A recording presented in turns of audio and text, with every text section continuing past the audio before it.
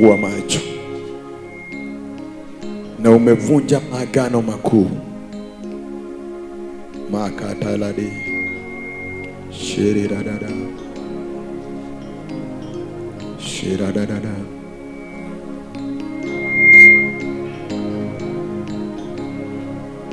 Jesus, Jesus, Lord, we give you praise. I wish uisi vile ninahisi katika ulimwengu wa kiroho.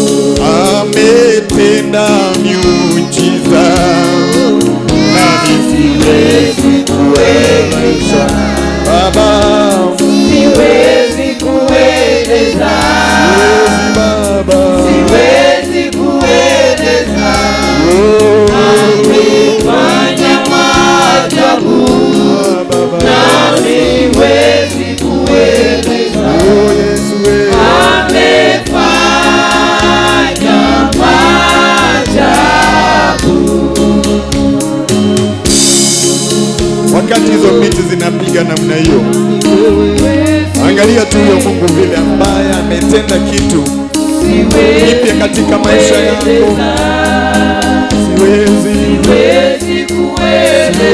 Siwezi Bwana, amefanya maajabu na siwezi kueleza.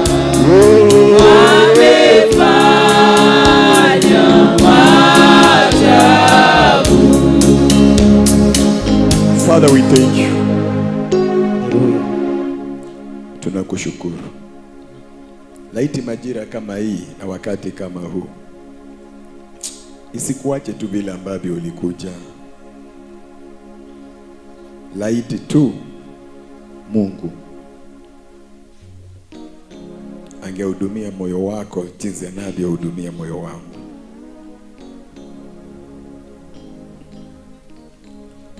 Ninawaambianga wakati mwingine mwimbaji anapoimba ni kutumika, anatumika kukusongesha kwa hatua.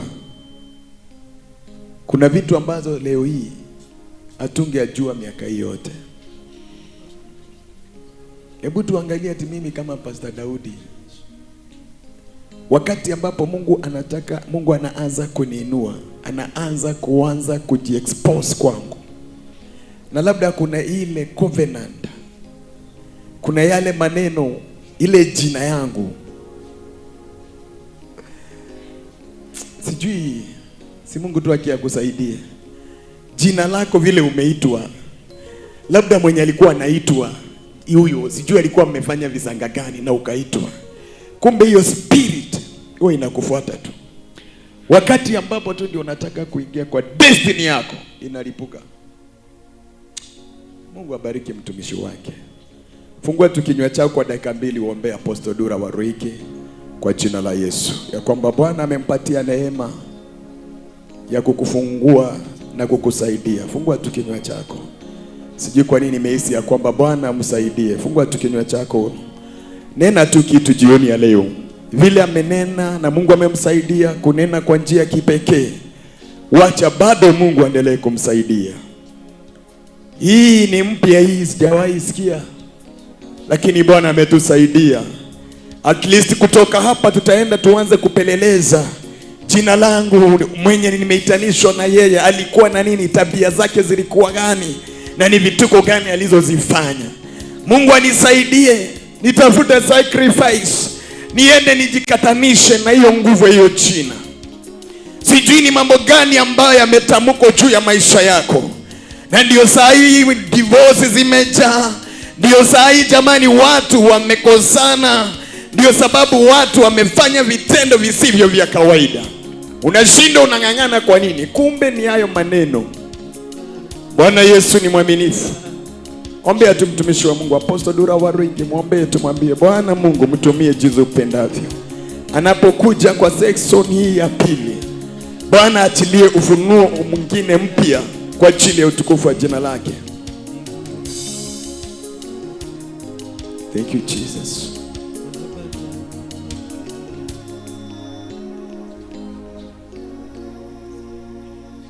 Katika jina la Baba na Mwana na Roho Mtakatifu tunaomba tukiamini. Mpe Yesu sadaka mzuri na makofi. Na unaweza keti tu dakika chache tu kwa kiti chako cha muujiza. Amen.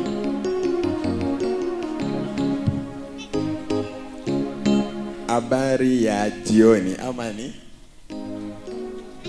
Good afternoon. Amen. Tunamshukuru Mungu sana kwa sababu ya wewe uko hapa. Najua kumbe ibada ya jioni inakuanga na utukufu namna hii. Amen. Baka leo kinachoshoa kasikia waendi. Maana kile leo wamepata hapa ni mpya. Pe Yesu sadaka nzuri ya makofi. Ninataka tutumie dakika kama hizi 10 ili tuweze kuingia, maana baada ya dakika chache sana mtume atakuwa anakuja. Bwana Yesu asifiwe. Na praise and worship mtuandalie tu praise moja ya nguvu. Anajua ya kwamba Bwana atatusaidia sana. Amen. I want to give Pastor Karanja dakika kama hata 10 ni mingi kwa sababu masaa tumeenda. Sema kitu hai, atakuwa anarudi Molo. Amen. Na anasikia kusema tu ya kwamba ku appreciate kile Mungu anafanya mahali hapa. Anajua Bwana atatusaidia sana. Simpigie makofi mazuri. Nilikwambia huyu ndio firstborn wetu na tunajivunia yeye kwa jina la Yesu Kristo. Amen.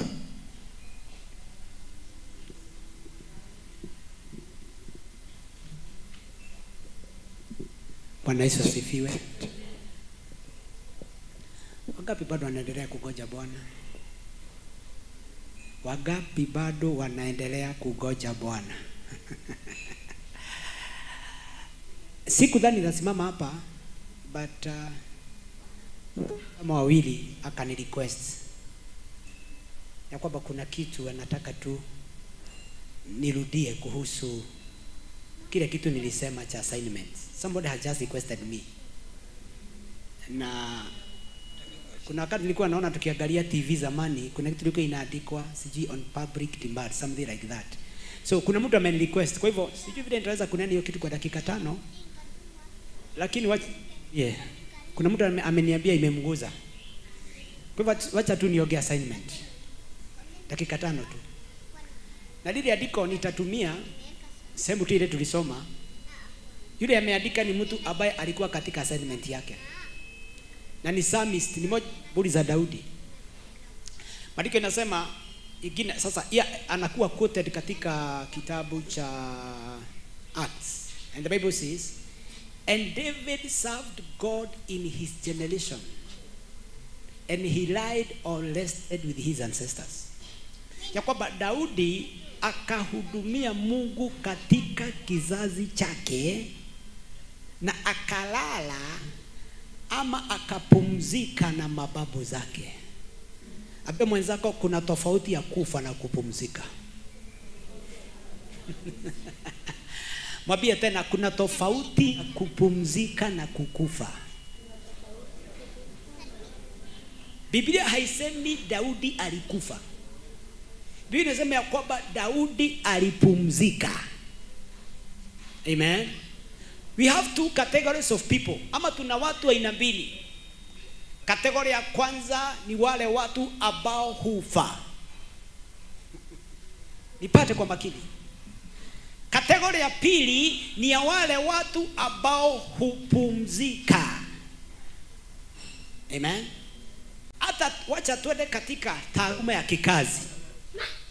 Kuna wale watu ambao hupumzika. Yaani huyu mtu analitaya kwa sababu amefanya kazi na amemaliza, na huyu mtu ndiye hata hupewa retirement benefits.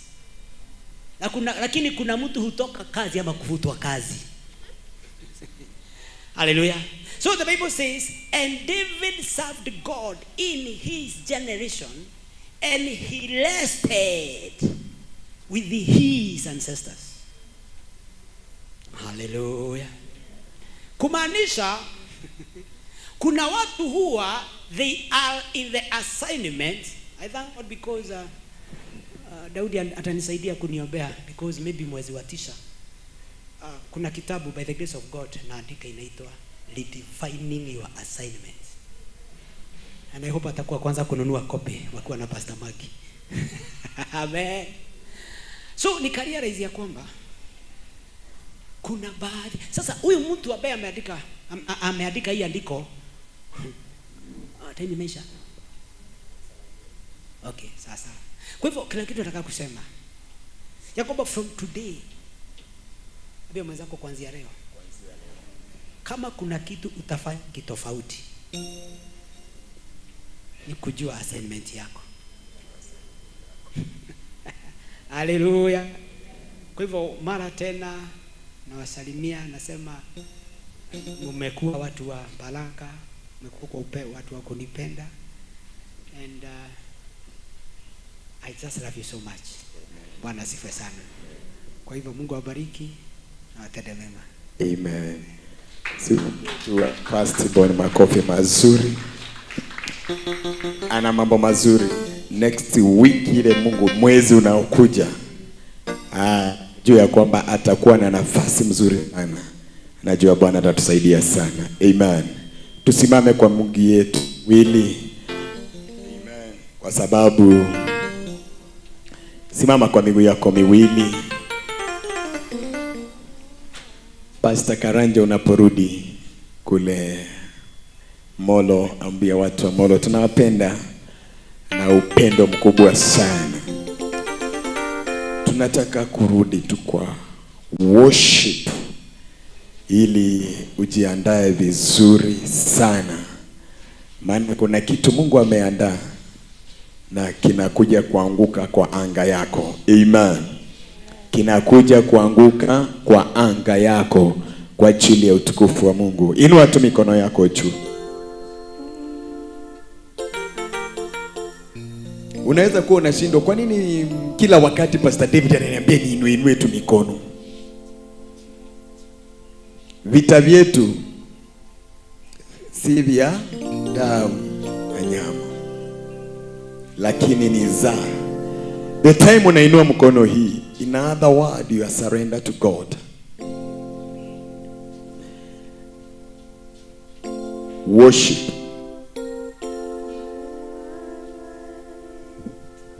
Worship.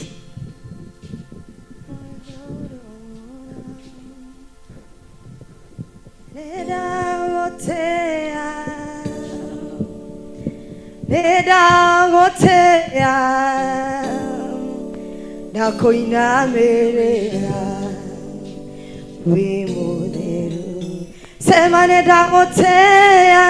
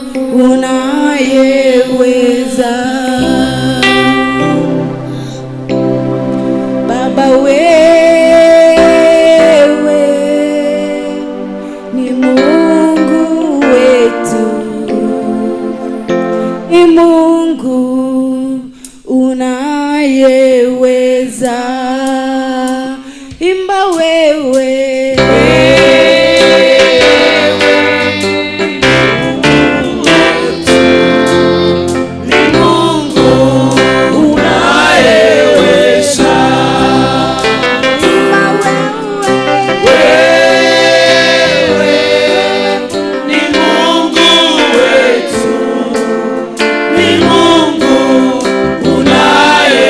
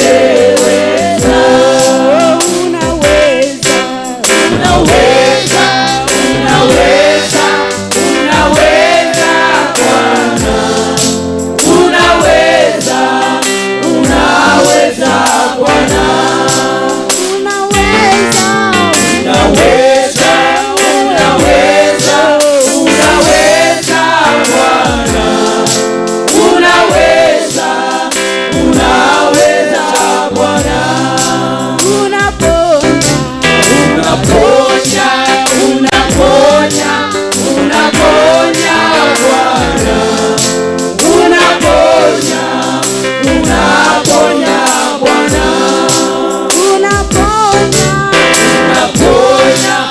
unaponya, unaponya Bwana, unaponya, unaponya Bwana.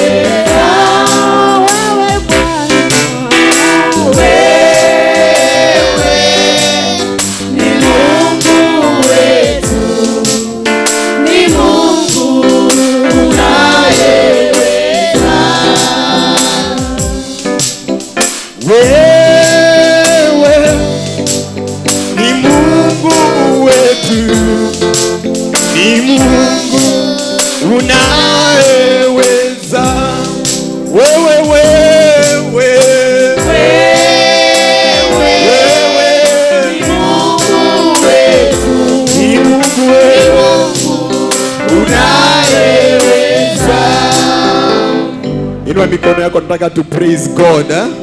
Ambia mwenzako nataka tumsifu Bwana kwa dakika kidogo. Ndio si nimeona tumekula inaitwaje, gwashe, tumekula madodo, hiyo mambo yote, tumekunywa kauji. Nataka tumsifu Bwana kwa wimbo moja tamu kabisa, ili takuwa ni mzuri sana. Inua mikono juu. Hallelujah. Hallelujah. Yes, hallelujah.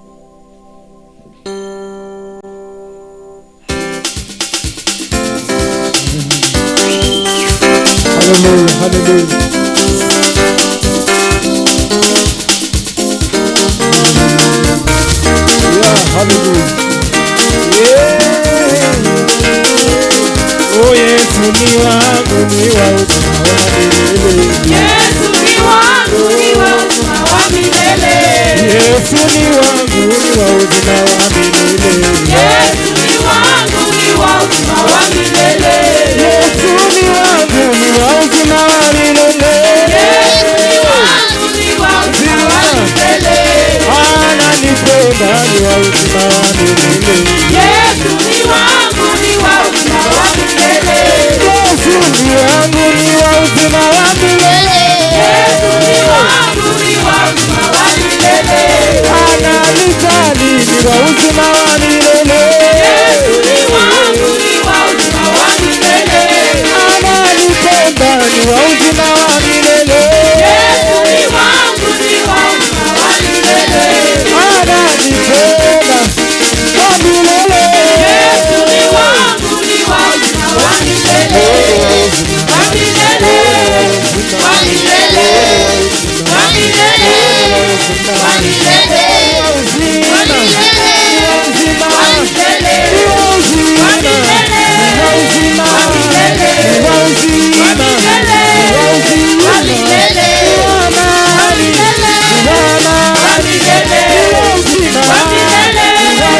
wa milele, Yesu ni wangu, ni wa uzima wa milele. Yesu ni wangu, ni wa uzima wa milele. Yesu ni wangu, ni wa uzima wa milele. Ananipenda, ni wa uzima wa milele. Yesu ni wangu, ni wa uzima wa milele. Ananijali, ni wa uzima wa milele. Yesu ni wangu, ni wa uzima wa milele. Yesu ni wangu, ni wa uzima wa milele. Yesu ni wangu, ni wa uzima wa milele. Thank you. Thank you. Ambia mwenzako umekula lunch. Mwambie umenidanganya tu. Mwambie kwa nini huku niletea kama umekula? Na ndivyo nimekaukiwa. Mnaweza kuketi tu. Be seated. Sitachukua muda mrefu. Mchana tumechukua muda mrefu sana, which was good. And nataka tuangalie tu because we have been dealing with the altars. Na kuna kitu ambao nimeona is of concern sana, na nisipoelezea hii nitakuwa I will be feeling like I have not fulfilled my duties. And this is how altars operate. And this is how altars operate. I want to be very specific. Very, very specific. Ndio tusaidie watu fulani ambao nataka tusaidie. Maana nimekuwa nikifanya utafiti pole na nimekuwa nikiona how these altars have been operating and how do they affect us. Because genuinely we are being affected by these altars. Na zimetukura sana. Na this is in line with the covenants ambazo tumekuwa tukifanya, na leo tumekuwa na a very good service ambayo natumai kila mtu amebarikiwa. Ama mkubarikiwa? Natumai kila mtu najua amebarikiwa sana, and I know the future will be very bright for you. Very, very bright for you. And God will speak in your life in a very powerful manner. So you are not here in vain. You are here because God wanted you to be here, and you are here because God will bless you. Ukijikuta uko mahali na kuna hubiriwa jambo fulani, ujue hilo jambo ndio limekufuga. That is why God ametayarisha, amepanga vizuri mpaka umejikuta katika hali hiyo ya kuhubiriwa. Ndio hiyo neno ambayo litahubiriwa litakusaidia kufuguka. Na watu wengi hapa tumefugwa na hatujui ni kwa nini tumefugwa. Jana nilikuwa nafanya utafiti, nikagundua hapa Kenya, Nairobi pale Westland, ndio kuna hospitali ile kubwa ya watu wanaitwa magay na malesbian. Na ina coordinatiwa na watu ambao ni waokofu. Ni watu wako kanisani, watu wako na kireba kwa kichwa. Ndio makubwa wa hiyo kitu. Na ndio wanaedaga wanakagua, wanakuangalia vizuri kama kumeharibika, na wanafanya kutest kidogo. Na ni watu Jumapili watakuwa na sisi na watatuhubiria. Na ni Wakorino wengine. So nikataka kufuatilia how do they know, mnajuana namna gani.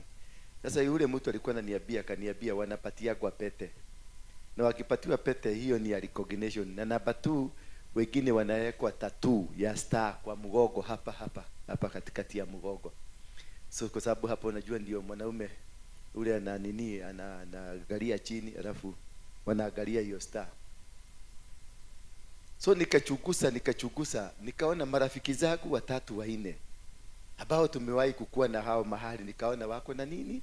Sio star. Mimi ile kitu najua ni pete. Sasa utaanza kuniuliza ulijuaje pete, ulijuaje star? Hiyo ndio roda huyu ulikuwa umeweza kuniangalia. Ulikuwa umegoja niseme hivyo ndio ulise. Yes. Uliona ukiwa wapi? Ni kama wale watu wanasemaga ulikuwa kwa baa ukikunywa. Ni wahonoku. Lakini ulikuwa jana kwa baa ukikunywa. Na ni mhonoki amekwambia amekuja. Ni roda anasema ulikuwa jana kwa baa. Sasa swali tunauliza, roda ukiona akikuwa kwa baa, wewe ulikuwa wapi? So hiyo kitu nitaifuatilia, na nimeona ni vizuri kwa sababu nimekuwa nikifanya study kidogo. Nimeona ni vizuri tu niwaambie. Hiyo ni siri tu nawaambia, yani the most sacred things they use and why they use them. Ndio wewe waangalie mtoto wako kama ako nayo, ama bwana yako kama ako nayo, ama mke wako. Because wako nayo. Bwana Yesu asifiwe sana. Now I want us to look at how altars operate. How do they operate? Hatutaenda into details. Altars nishawafundisha madhabahu kama hizo tulikuwa tumezungumza. At least mumeona yule mama wawili nililete hapa. Na mkaona how poor they are and how they are living in a life that is through a judgment. Because hiyo mateso unaona wanapitia. Juzi tu walibomolewa manyumba zao kukasemekana sewage inapita hapo. Wakahamishwa wakaenda huko Ruai. Kufika Ruai, Ruto naye baadaye kasema Shabani yake akawabomoa. Wakarudi hapa. Sasa kukakaa kidogo naye mvua, Mungu amekuja, si Ruto sasa. Sasa walikuwa nasema ati Ruto ametuonea uhuru, ametuonea. Sasa Mungu naye akateremka na silaha zake akabomoa. Wakarudi wakajenga nyumba ya makaratasi. Akaleta mvua akawaleta hapa. Wote aliwakusanya wakakuja hapa. Akabomoa nyumba zao wakiwa hapa. Sasa walikuwa nakutana na sufuria kwa barabara. Anasema none yako eno. Sasa that is a judgment. Directly, hiyo si ile kusema ni mkosi. That is directly tells you there is a judgment here. Hapa kuna matatizo. Na hii matatizo labda Mungu anataka anawaambia badilikeni, change before, because miaka imeenda. Wako katika miaka yao ya mwisho, si ndio? Wako 80 bakisha migi. Hata tukiwaombea wakuwe na migi labda ni 20. Sasa hiyo miaka inaenda. Unajiuliza why are they really suffering this time at their age? Hawana nguvu, hawana nini. Unaona mwingine hapo ako na mtoto wa 62 years. Analala, mama analala hapa, huyu analala hapa. Ani mtu alikuwa nomo. Sasa unaangalia unaona this is something that, na huyo mwingine anasema namna gani? Alinyoga wengi na bado akipata wengine atanyoga. Bwana Yesu asifiwe sana. And sasa hiyo ni kesi yao. What about your case? Ni maundu maiga na wekete Margaret na ndutwiraga. Ni andu igana uhinyite kiugo ki life ke tiko ugo kile kuugo mutamutani uhinyite andu igana. Umefinya watu wangapi? Wewe uhiena kuhinya andu aingi muno we. Ari uhinyire na kuhinya kahora. Mathekagia makaino kamari agima no ni mahinyo roda.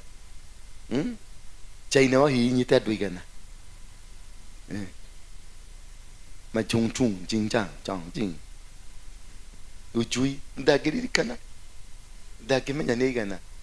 Bwana Yesu asifiwe. Muthurito uyu agerete andu ngero ayibsigana. Uyu agia kinya miaka yo ri. Agerete ngero hiana ate. Nyina irimu. Ugerete ngero cigana ugigakinya hau ukinyite wiretu-ini waku. Ugakinya riu kiremba nigetikira mutwe. Ugerete ngero cigana. Kamunyweso. Ugerete ngero cigana. You can't know. Uwezi kujua ile maneno umefanya ni mingi. Na hiyo maneno umefanya mingi ndio nataka tuzungumzie. How do you understand this? Ukiona hii kitu kama hawa mama ukiangalia hapa unajua seriously there is a problem. And this problem ni ile ya kwao, ile vitu walifanya. Mtu amekwambia amechija, za unamwambia ni 50, si anege kila 50. Sasa hiyo mtu anakwambia aje? Anakwambia nimechija weki and I don't care. I want to slaughter more. Ananiambia niletee kale, hata tumetoka naye hapa nikimsidikisa nikamuuliza leo ule uko date. Akaniambia drive kanitha kuri andu maratha kathaka nawe. Uri karege guthaka nawe negere ndikahinye. Sasa nikajua niko na security moja ya kushughulikia wale watu. Si mnajua wale watu. Bwana Yesu asifiwe sana. Hivyo kuna maneno imetoka huko. Sasa unasikia mtu bado ako na tamaa. Bado ile damu iko kwa mikono yake inaitisha demo. Na kwa hivyo hata rara kwa kaburi mpaka alipe hizo madeni zote. Na ndio unaona tunapata challenges, tunasuffer. Unasikia mtu ni mgonjwa lakini ugonjwa inakaa ikihamahama. There is something. Ukiona ugonjwa wako inahama, ilikuwa kwa mgongo, imehama imekuja kwa matiti, imetoka kwa matiti imekuja hapa, imetoka hapa imekuja kwa shingo, imetoka kwa shingo imeenda kwa mguu, kuna judgment iko juu yako. Hiyo si ugonjwa, hiyo natibu. Si ugonjwa. Kama amekwambia ni cancer, si cancer. Kama amekwambia ni pressure, si pressure. Kama amekwambia ni typhoid, si typhoid. Ina judgment. That is why it is migrating, because it is evading dawa. Inataka kukwambia sisi si watu wa dawa, sisi ni watu tunafaa kushughulikiwa na njia nyingine. Bwana Yesu asifiwe sana. Na the problem you are facing inaweza tokana na laana iliyotokana na mtu, iliyotokana na baba yako, iliyotokana na bwana yako ama mke wako, iliyotokana na watu walikuroga, iliyotokana na mambo ambayo happening. Your spiritual father, yule mtu ambaye ulikuwa chini yake. Ile kuna maneno mingi ama mlifanya huduma kama sasa tunafanya huduma na nyinyi. Most likely I can cause a problem in your life. Most likely. Ukilete hapa nyefu uniletee unikasirishe nikae nakasirika nitakudamage. Gurugama hare na jarie kiugo. Ona ndikoreka igwe. Gurugama kana ndute kirato yakwa ndutere haha. Nitolee viatu zangu hapa nipande huko. Na niwache hizo viatu zilale hapa. Nimekumaliza. Mnasemanga wachungaji si wachawi.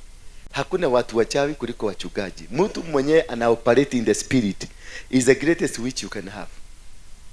Anybody operating in the spirit, kukuagamisa ni dakika na nusu.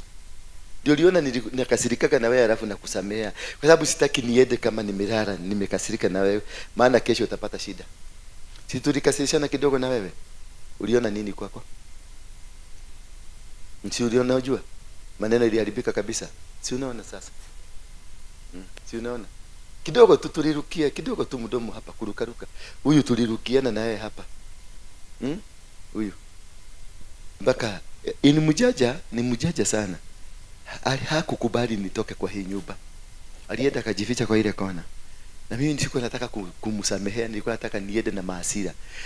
Mama alitime nikienda kuchomoka kanikamata. Kapiga magoti chini akasema dekera tu.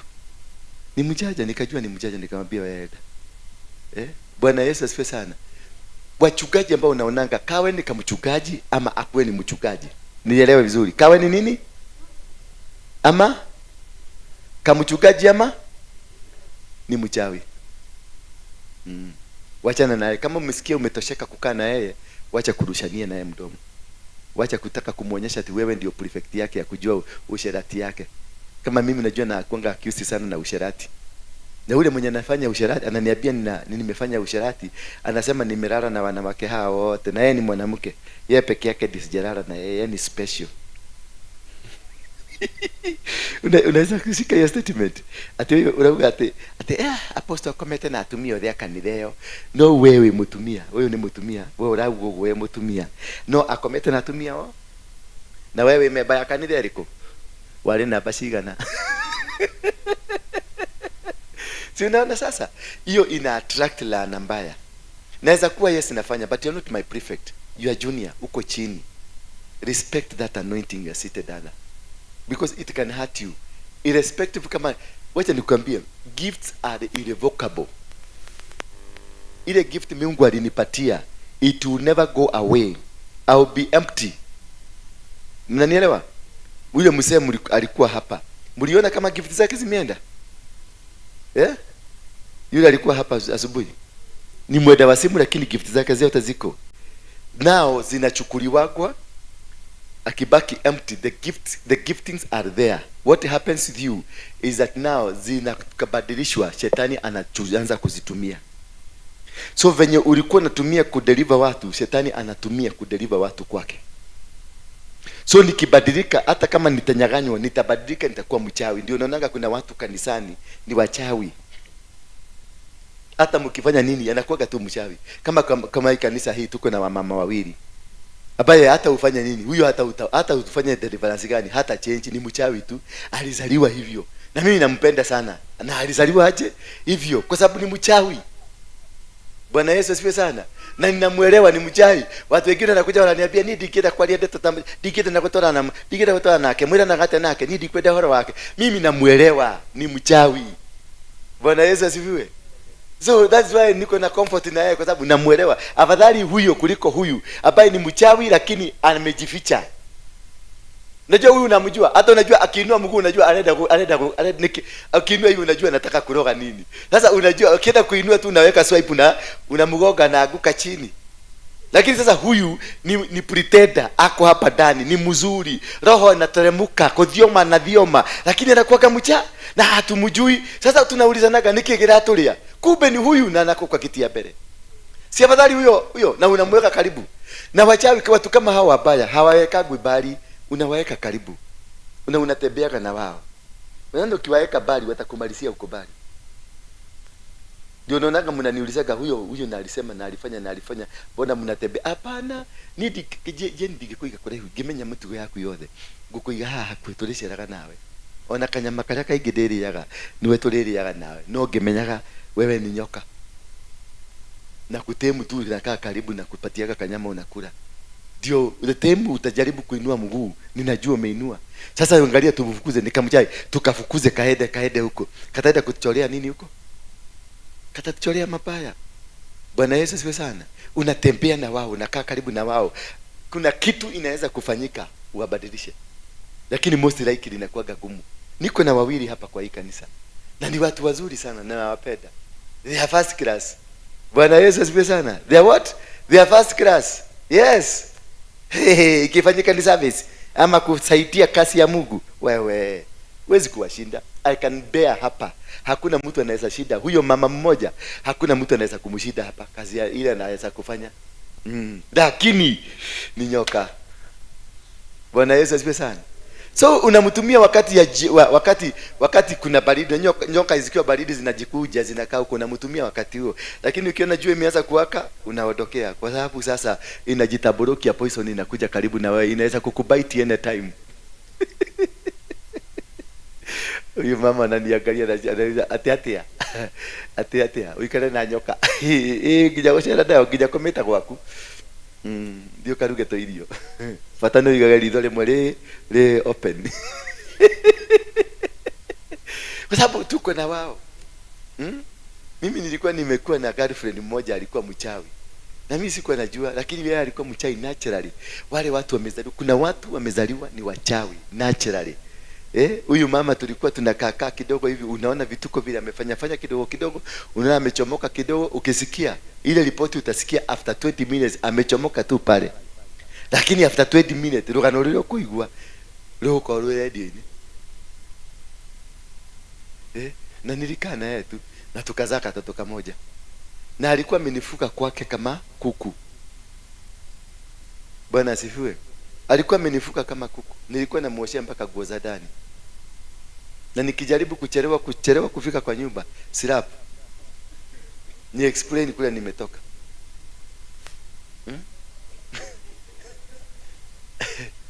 Dakika mwisho aliniwekea tugotogo tule nilienda nato kwa sababu nilienda na tugo mse. Ndio wakati alinichukua. Aliniwekea na nilikuja kujua hawatupaki hizo nguo. Mimi nilifikiria zilitupwa. Alinitolea kwa mahali alikuwa ameweka. Akaniwekea kwa paper bag. Akaniambia kanyaga nje. Na nilikanyaga. Nikakatalia kwa mlango ati siedi. Na imagine umefungwa na mama. Na unakatalia kwa nini maziwa nichukue watu wote. Nikachokera rege. Akaita vijana wawili wakanitandika na wakanirusha huko nje. Na akaleta mtu mwingine for newness. Bwana Yesu asifiwe sana. And that is life. That is what happens with our life. That is why you are where you are. That is where you are where you are. That's why you are struggling. That is why Jesus is here. Because Jesus is with us. Why? Because of such circumstances. Because of such things. Otherwise, kama tungekuwa hatuna hiyo matatizo yote, Jesus hangekuja. Hangekuwa na sisi, hatungekuwa na mafundisho ya msalaba, hatungekuwa na mambo ya damu, hatungekuwa na mambo ya Golgotha, hatungekuwa na hizo mambo zote. They came because of what I am telling you. That is why Jesus is here. Jesus is not here by mistake. He is here because ya kina mtu kama Margaret. Kama si Yesu Margaret angechange. Hebu niambie, without Jesus in this world, uyafu ukae na mtu kama huyu. Uje nitatuele. Without Jesus in this world and have this character. Ingekuwaje? Without Jesus na mimi mtu kama mimi nikuwe dunia hii. Ingekuwaje? Kungekuwa kubaya. So that is why Jesus came. Just to angalia, without Jesus huyu msee angekuwa analala hivi analala.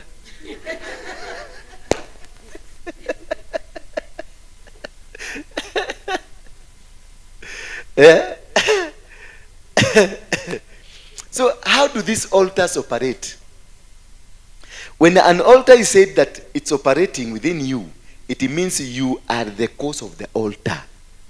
Kama unasikia kuna madhabahu ambayo iko ndani yako, madhabahu ya usherati, madhabahu ya umasikini, madhabahu ya ugaga, ya uchawi, it is most likely 90%, 99% you are the cause. Wewe ndio ulisababisha hiyo madhabahu ikaingia. Kama kuna poverty, biashara yako haifanyi kazi, kuna madhabahu inafanya, kuna urahisi mkubwa, wewe ndio cause ya the problem. Kama wewe mdomo yako inafuguaga tu, nifugue, unafugulia mtu kwa sababu huyu mtu amekosa kufanya malengo yako. Labda niseme huyu ni girlfriend yangu ama ni mke wangu, lakini ile kitu anaonaga ndani yangu ni usharati, yeye ndio msharati. You cannot see what you are not. Bwana Yesu asifiwe sana. You see through a mirror. We see through what? A mirror. Ukiona mwanamke anakuaccuse na usharati, yeye ni msharati number 1.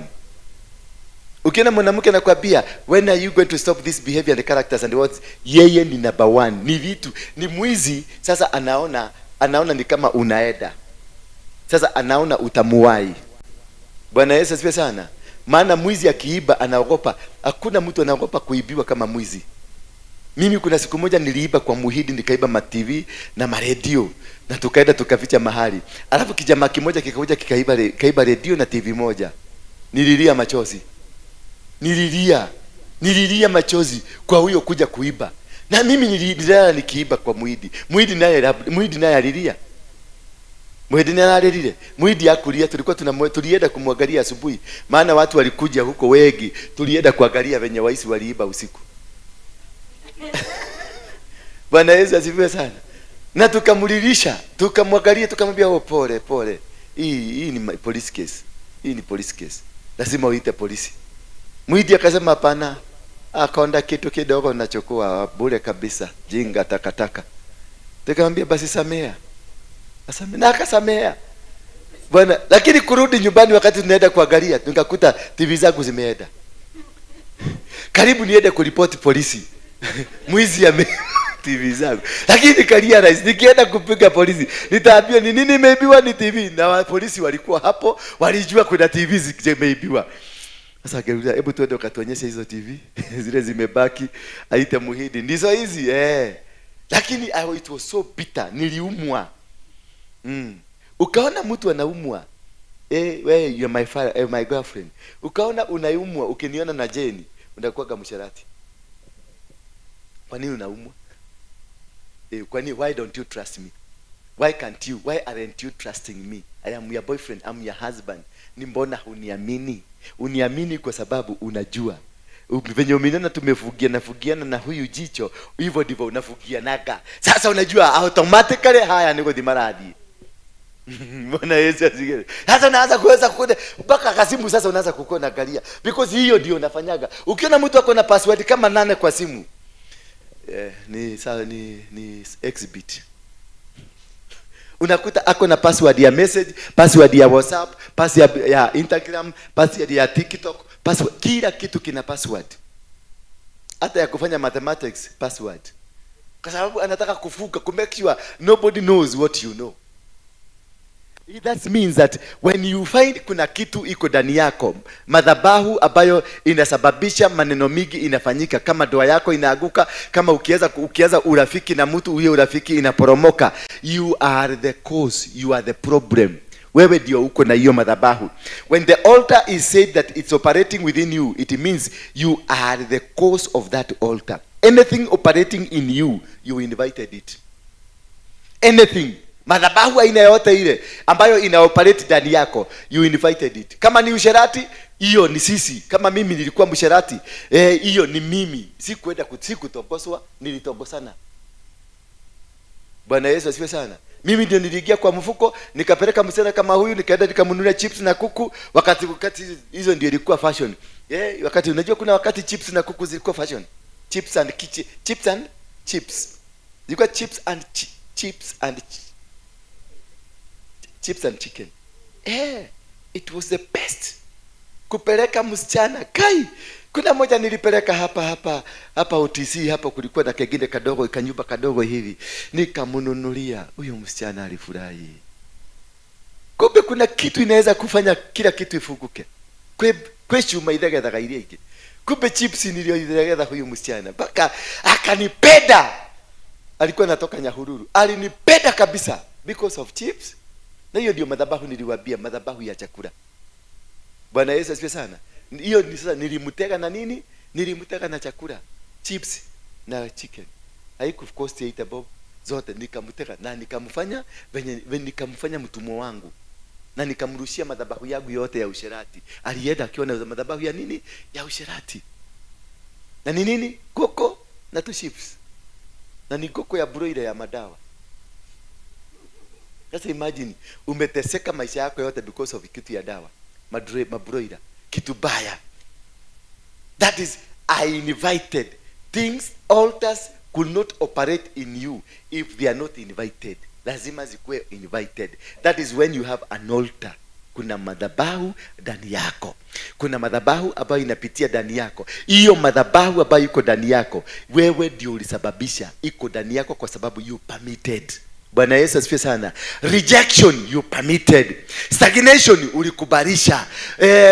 Kudharauliwa, hate ulikubalisha. Bwana Yesu asifiwe sana. The moment you show the devil that you unataka kumuonyesha wewe ndio unamwangalia sana, shetani anatakaga when he buys your time. Ndio nawaambiaga wengine, ukisikia unaanza kuconcentrate kwa kitu kadogo, nakwambia so, wacha hiyo ujinga eda. Because nimesikia tu in the spiritual realm, shetani anataka huyu aconcentrate. Unaweza kuwa unapenda nini? Unapenda kagari kako sana, ama unapenda yule mzee sana, ama unapenda yule mtoto wako sana. God will do something, ama kutafanyika kitu, shetani atashika huyo mtoto amutese kwa sababu anataka kukutesa. So mateso mengine mengi tunapitia kwa sababu kuna kitu ulipenda sana kuliko Mungu. Kuna kitu ulipenda sana ukampatia hiyo kitu ukakipatia nafasi kubwa, Mungu ukampatia nafasi dogo dogo. Kwa hivyo ni nini inafanyika? Ile kitu itafanyika ni ya kwamba Mungu atakuondolea hiyo kitu. Kama kwa sasa sisi wachungaji, ukakuwa wewe mchungaji unapenda sana mtoto wako, unapenda sana kazi yako, unapenda sana kufanya mambo. Kama Mungu, God has called you into ministry and then you are concentrating too much on what you are doing, God will do what? Atakuondolea hizo vitu zote. Hata watoto anaweza kunyang'anya mmoja na akuwekee chini ya mchaga na uone akameenda. Sasa anakuambia utafanya kazi yako ama utafanya, unasema niko busy, anavuruta kingine. Unasikia in one year tutoto tuwili tumeenda. Na ndio tulikuwa tunafanya ufanye kazi ndio utupeleke the best school. Mungu anatuambia anawapeleka in another school ambayo hautakuwa ukishughulika tena. Anakuja anakuuliza how busy are you? I am still busy. Na huko na mzee, kwa sababu mpendo ya mtoto imeondoka, sasa unapeleka kwa mzee, anachukua mzee. When God has appointed you, when God has just decided ni wewe, nakwambia you better surrender as quick as possible, because utahangaika, utafanya kazi haina malipo, utaishi dunia hii bila malipo, utaishi dunia hii bila any direction of your life. You will be just but struggling. Why? Because God will hold you. Now God will suppress you until you surrender to him. If you have a calling na Mungu amekuita at any particular time, just surrender to the calling. Surrender to it, because you are not going to die. Mimi nilikunia kwa kitanda, mimi nilikojoa, kujikojolea hivi nimesimama, unaona tu hapa imeanza kucheji kara. Nikoje na sisikii kitoka, sisikii. Ni kitu tu nasikia na watu nikuangalia hivi, unaona, unajua makojoa kitoka ndokaga moto, alafu ikakaa kidogo nasikia kabaridi kamekuja. Sasa ukienda kuangalia baridi imetoka wapi, unakuta ni makojoa. Na unashindwa, breki zenyewe hakuna. Ukikaa kidogo unasikia kuna kitu imeanguka, unafikiria ni moshakwa ilikuwa kwa mfuko, kuangalia hivi chini unaona ni kitu kimeanguka. Bwana Yesu asifiwe sana. Na hii kitu haiangukagi mahali uko private, inaangukaga mahali kwa barabara, kwa stage, mahali kila mtu anakuona. Alafu inakuaga ni ile inarusha tear gas, inaenda bali. Kila ukipita mahali unasikia tear gas. Hata wewe mwenyewe unasikia hii tear gas inakuaffect. Why? Because God has decided. And God will never be defeated. God will never relent on what he has decided. God will never relent on the decision I may make. Kama I may make, I'm going to make you my pastor. I'm going to make you an apostle. I'm going to make you a prophet unto the nation. You for sure. Hata ufanye nini? I swear. I swear. Magi, hata ufanye nini? Utanyenyekeshwa mpaka uifanye hiyo kitu. Aka kaliabiliwa China kafanye kazi ya Mungu, kakakataa. Kalipo kakataa, kalikuja hapa kakashikwa na mwenda wazimu. Hizi madhare kesi, hii ni madhare tupu.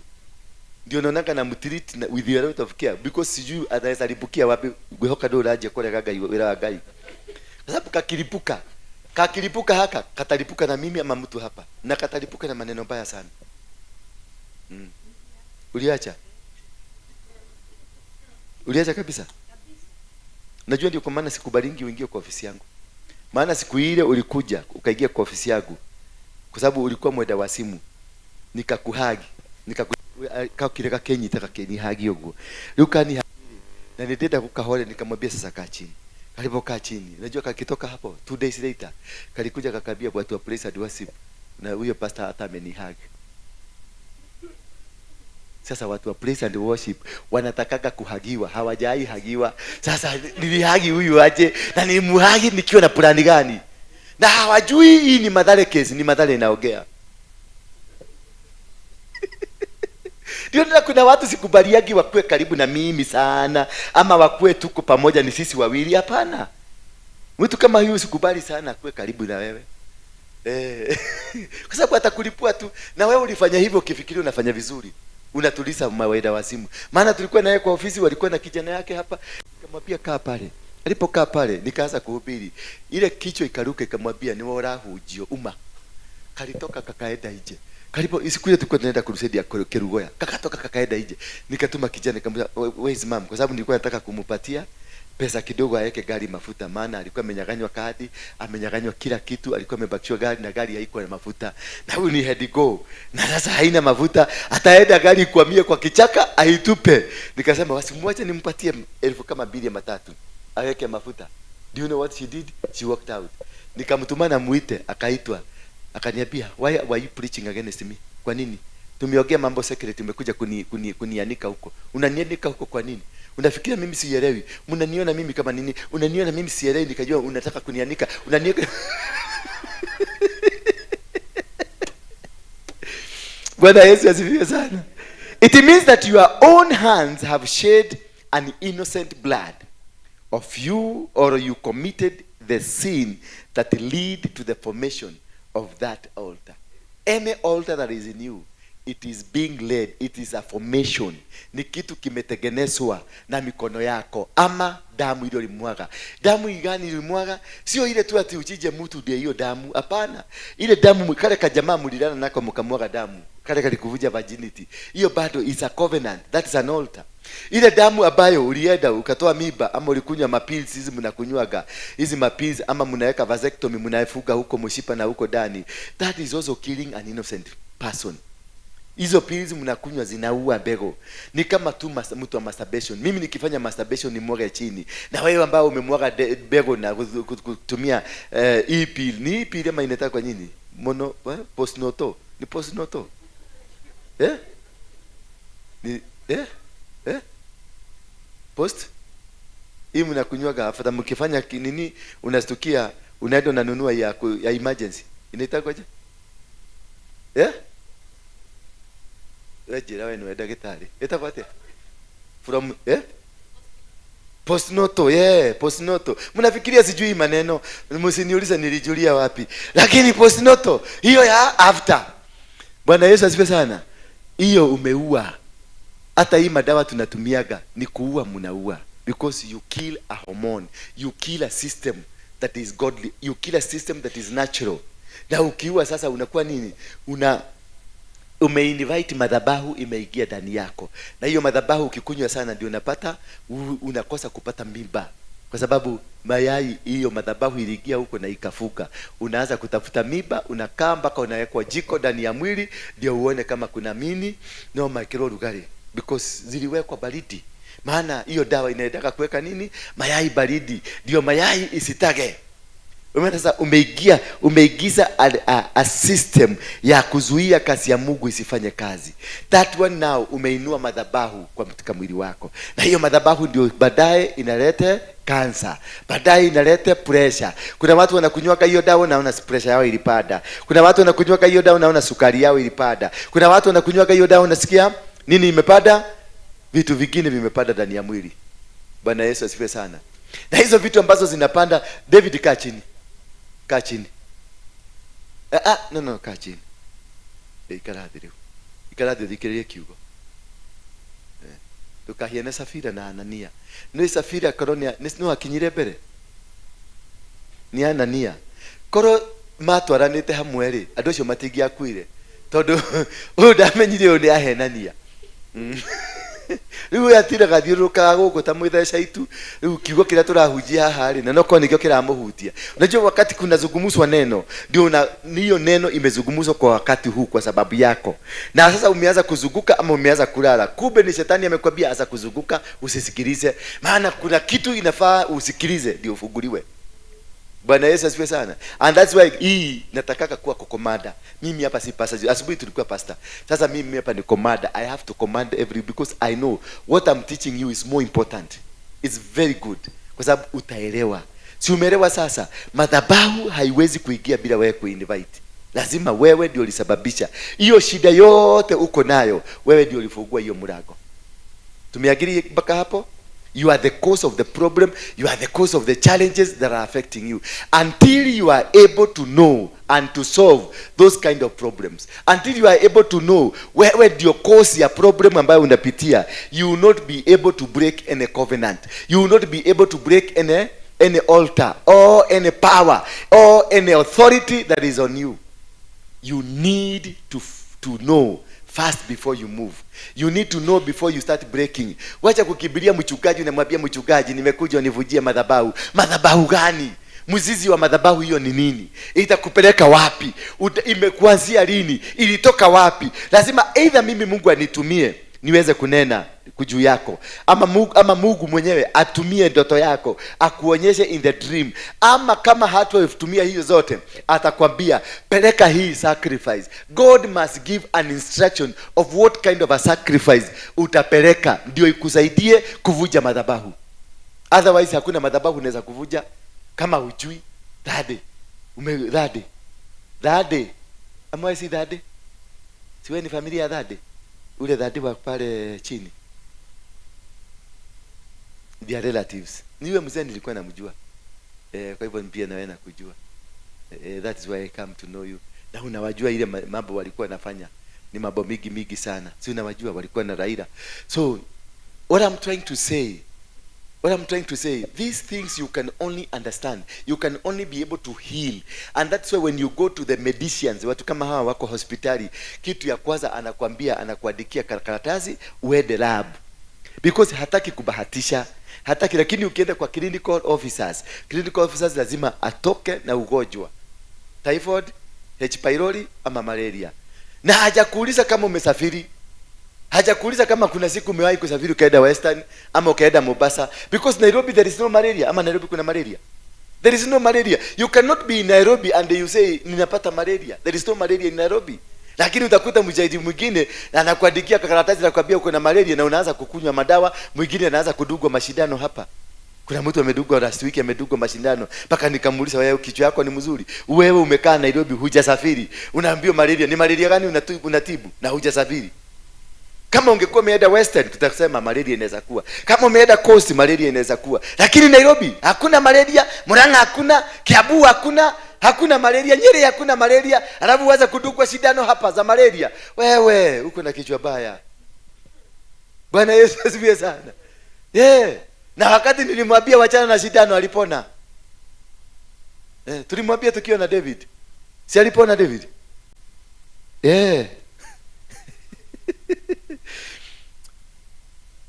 Tusome kitabu cha Genesis 4 verse 10. Na unipatie na Kiswahili tafadhali. Genesis 4 verse 10. Tunajaribu kuunderstand hii kitu ndio ueleze, usikie the cause of this. Alafu sasa ndio nikwambie a few examples zile zimechorwa, ndio tumalizie hapo. Leo tutaenda sana, naona kumekuwa, lakini saa hiyo nyingine kuna watu walitoka hapa saa 3 usiku. Nikauliza mnafanya nini? Wakaniambia unajua tumezoea kutokaga usiku. Leo ulituharibia. Mwenyezi Mungu akasema umefanya nini? Umesikia? Mwenyezi Mungu mwenyewe ndiye aliongea na binadamu, akamuuliza umefanya nini? Naye akamuuliza damu ya ndugu yako yanililia kutoka udongoni nikiweka. Mungu alikuja tu na assumption, what have you done? What have you done again? Bwana Yesu asifiwe sana. Mungu akaenda kuangalia kama, because I'm hearing the blood of your brother is crying from the soil, inalia, what have you done? Nikiweka akamwambia Mwenyezi Mungu akasema, umefanya nini? Damu ya ndugu yako inalia kutoka udongoni. Sasa wewe umelaaniwa. Umeona sasa? Baada ya kujua ni nani amefanya hiyo kitu, sasa akamwambia, sasa wewe umelaaniwa. Hutalima tena ardhi yenye rutuba ambayo kama kinywa imeipokea damu ya nduguyo. Umeelewa? Hiyo ni story iko na wale wa mama. Damu imemwagika, walimwaga damu. Sasa Mungu anasema hutailima.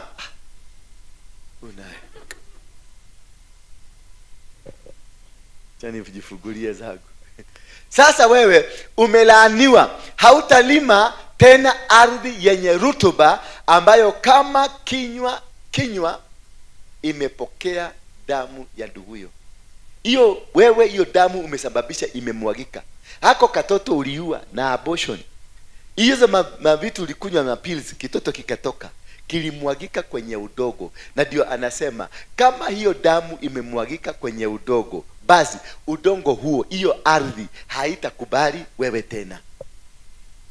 Umeelewa? Haitapokea rutuba ambayo kama kinywa imepokea damu ya nduguyo uliyemuua. Kumaanisha there is a punishment, you are the cause. Your blood ulichange.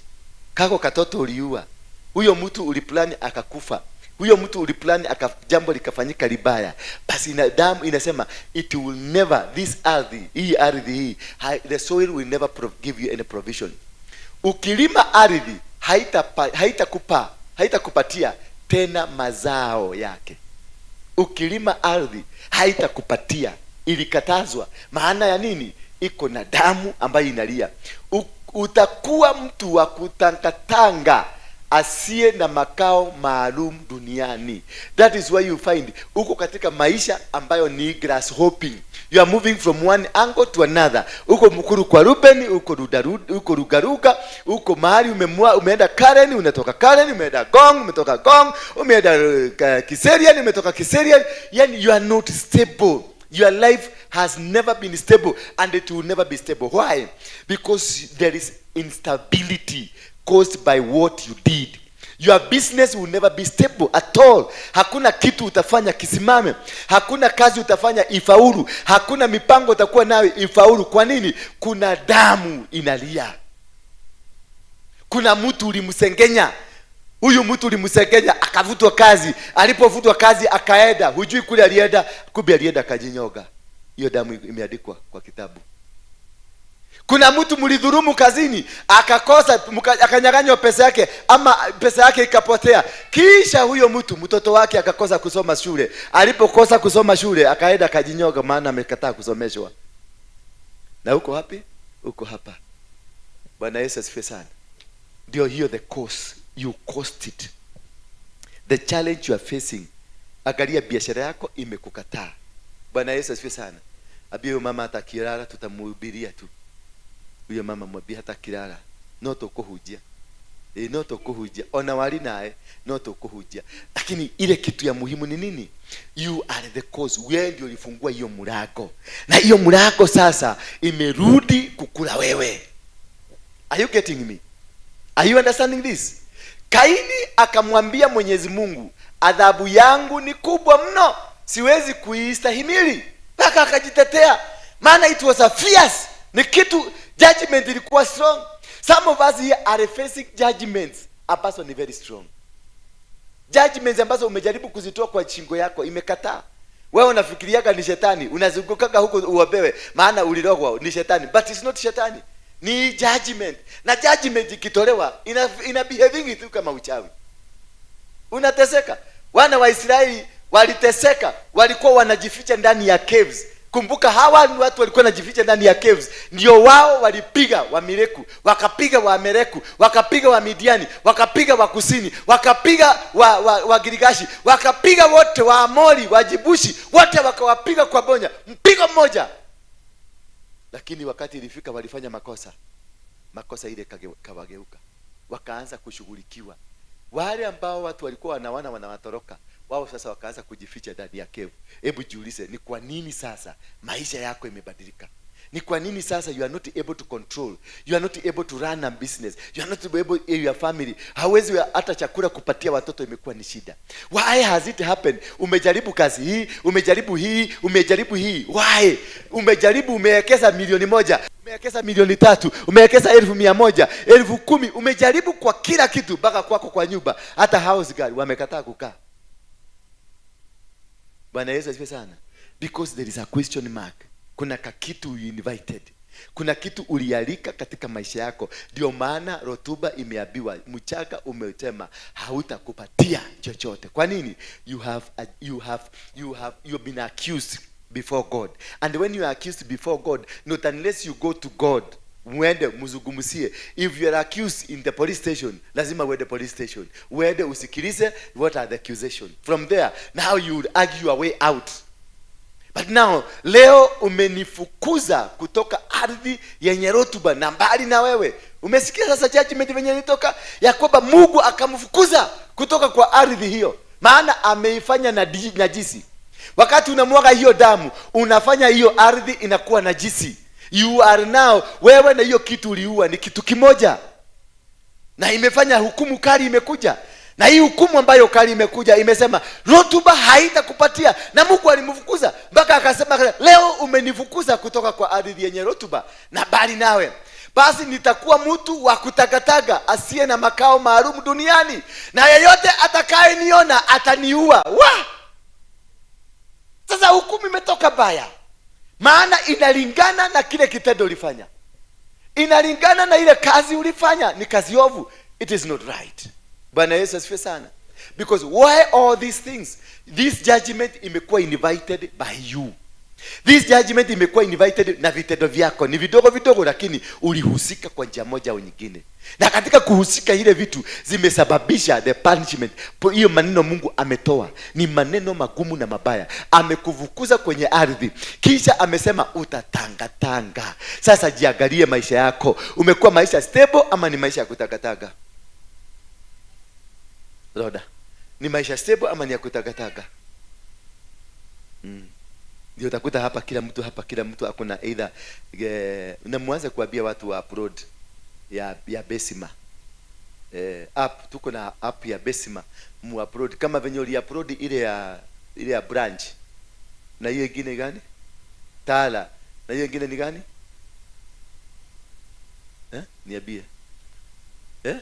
Niambie ni gani? Mshwari, hapana hizo zingine, wacha hizi tunajua, hizo zingine. Zile za online. Ed class. Red cash. Sasa upload saa hii ya Besima. Tunakopesha. Tunakopesha. Muondoke kwa hiyo. Kwa sababu Biblia imeniambia I will lend.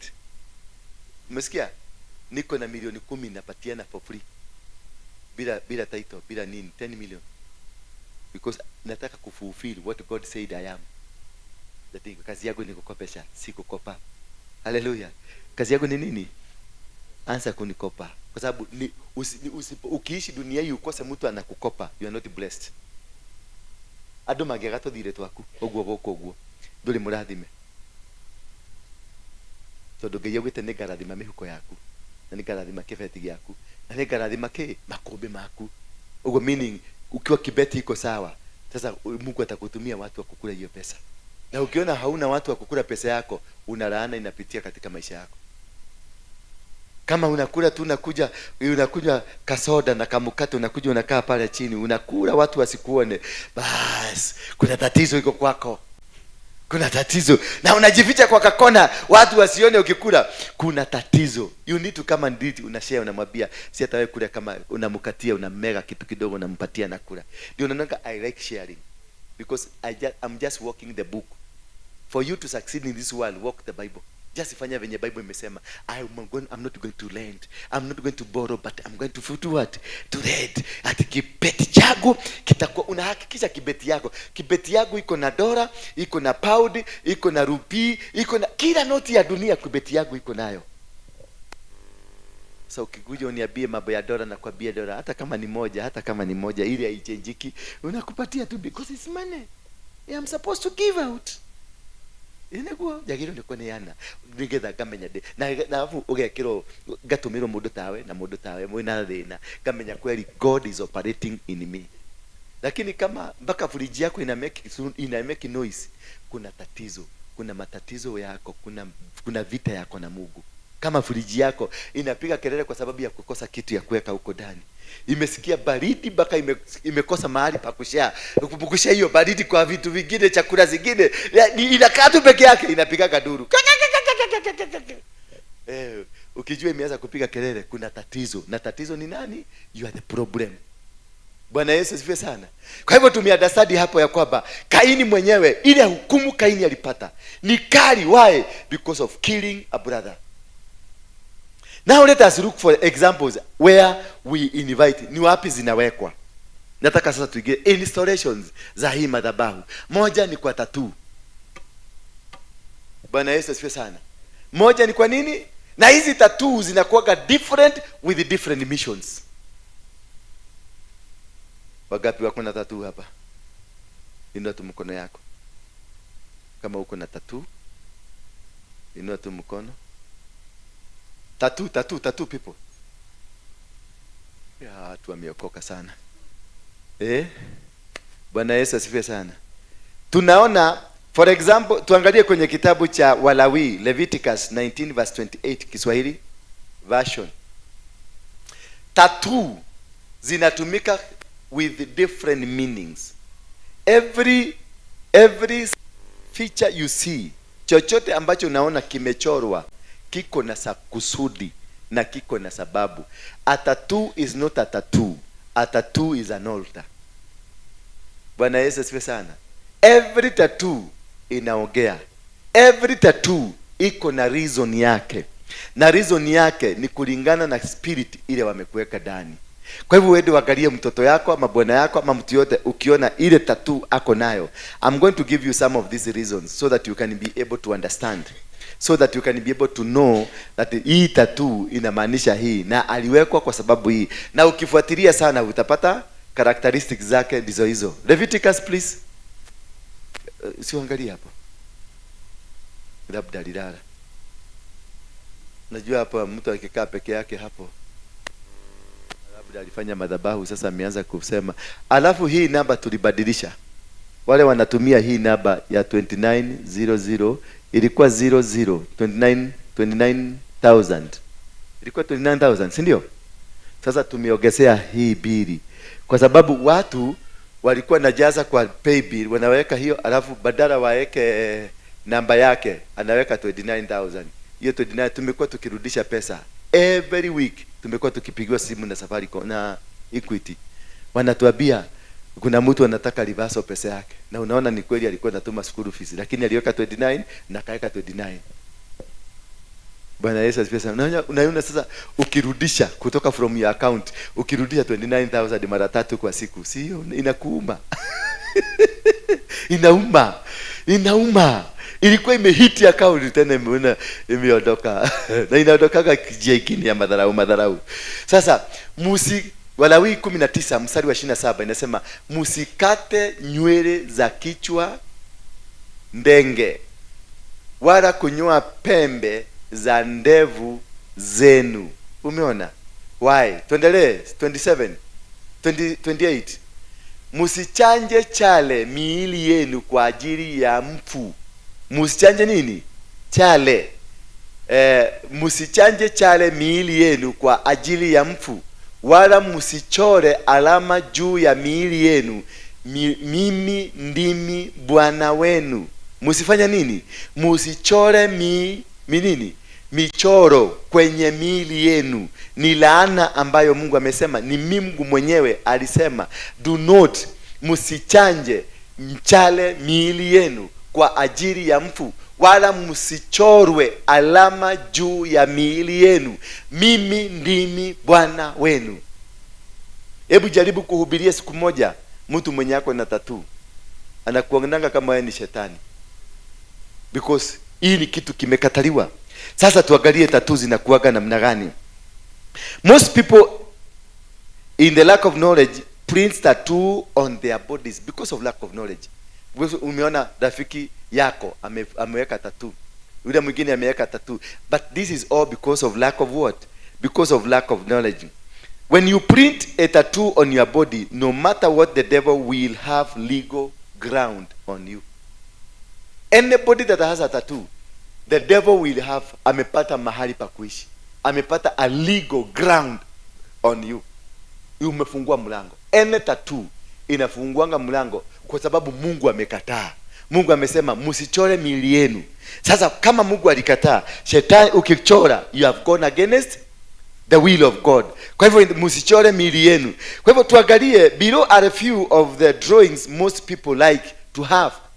These are few things ambao nimewachagulia muende mkiangalia, ambao tattoos fulani, michoro fulani ambayo inatumika. Mchoro wa kwanza, butterfly. Butterfly. Butterfly ni mchoro ambao unatumika kwa njia ya uovu. Do you know what's a butterfly in the spiritual meaning? In the spiritual meaning, unsettled spirit. Butterfly is unsettled spirit. Do you know the home of a butterfly? Does it even know the butterfly? Does it wakati iliburuka ikatoka imeenda? Ukiona imeburuka tu imeenda kabisa.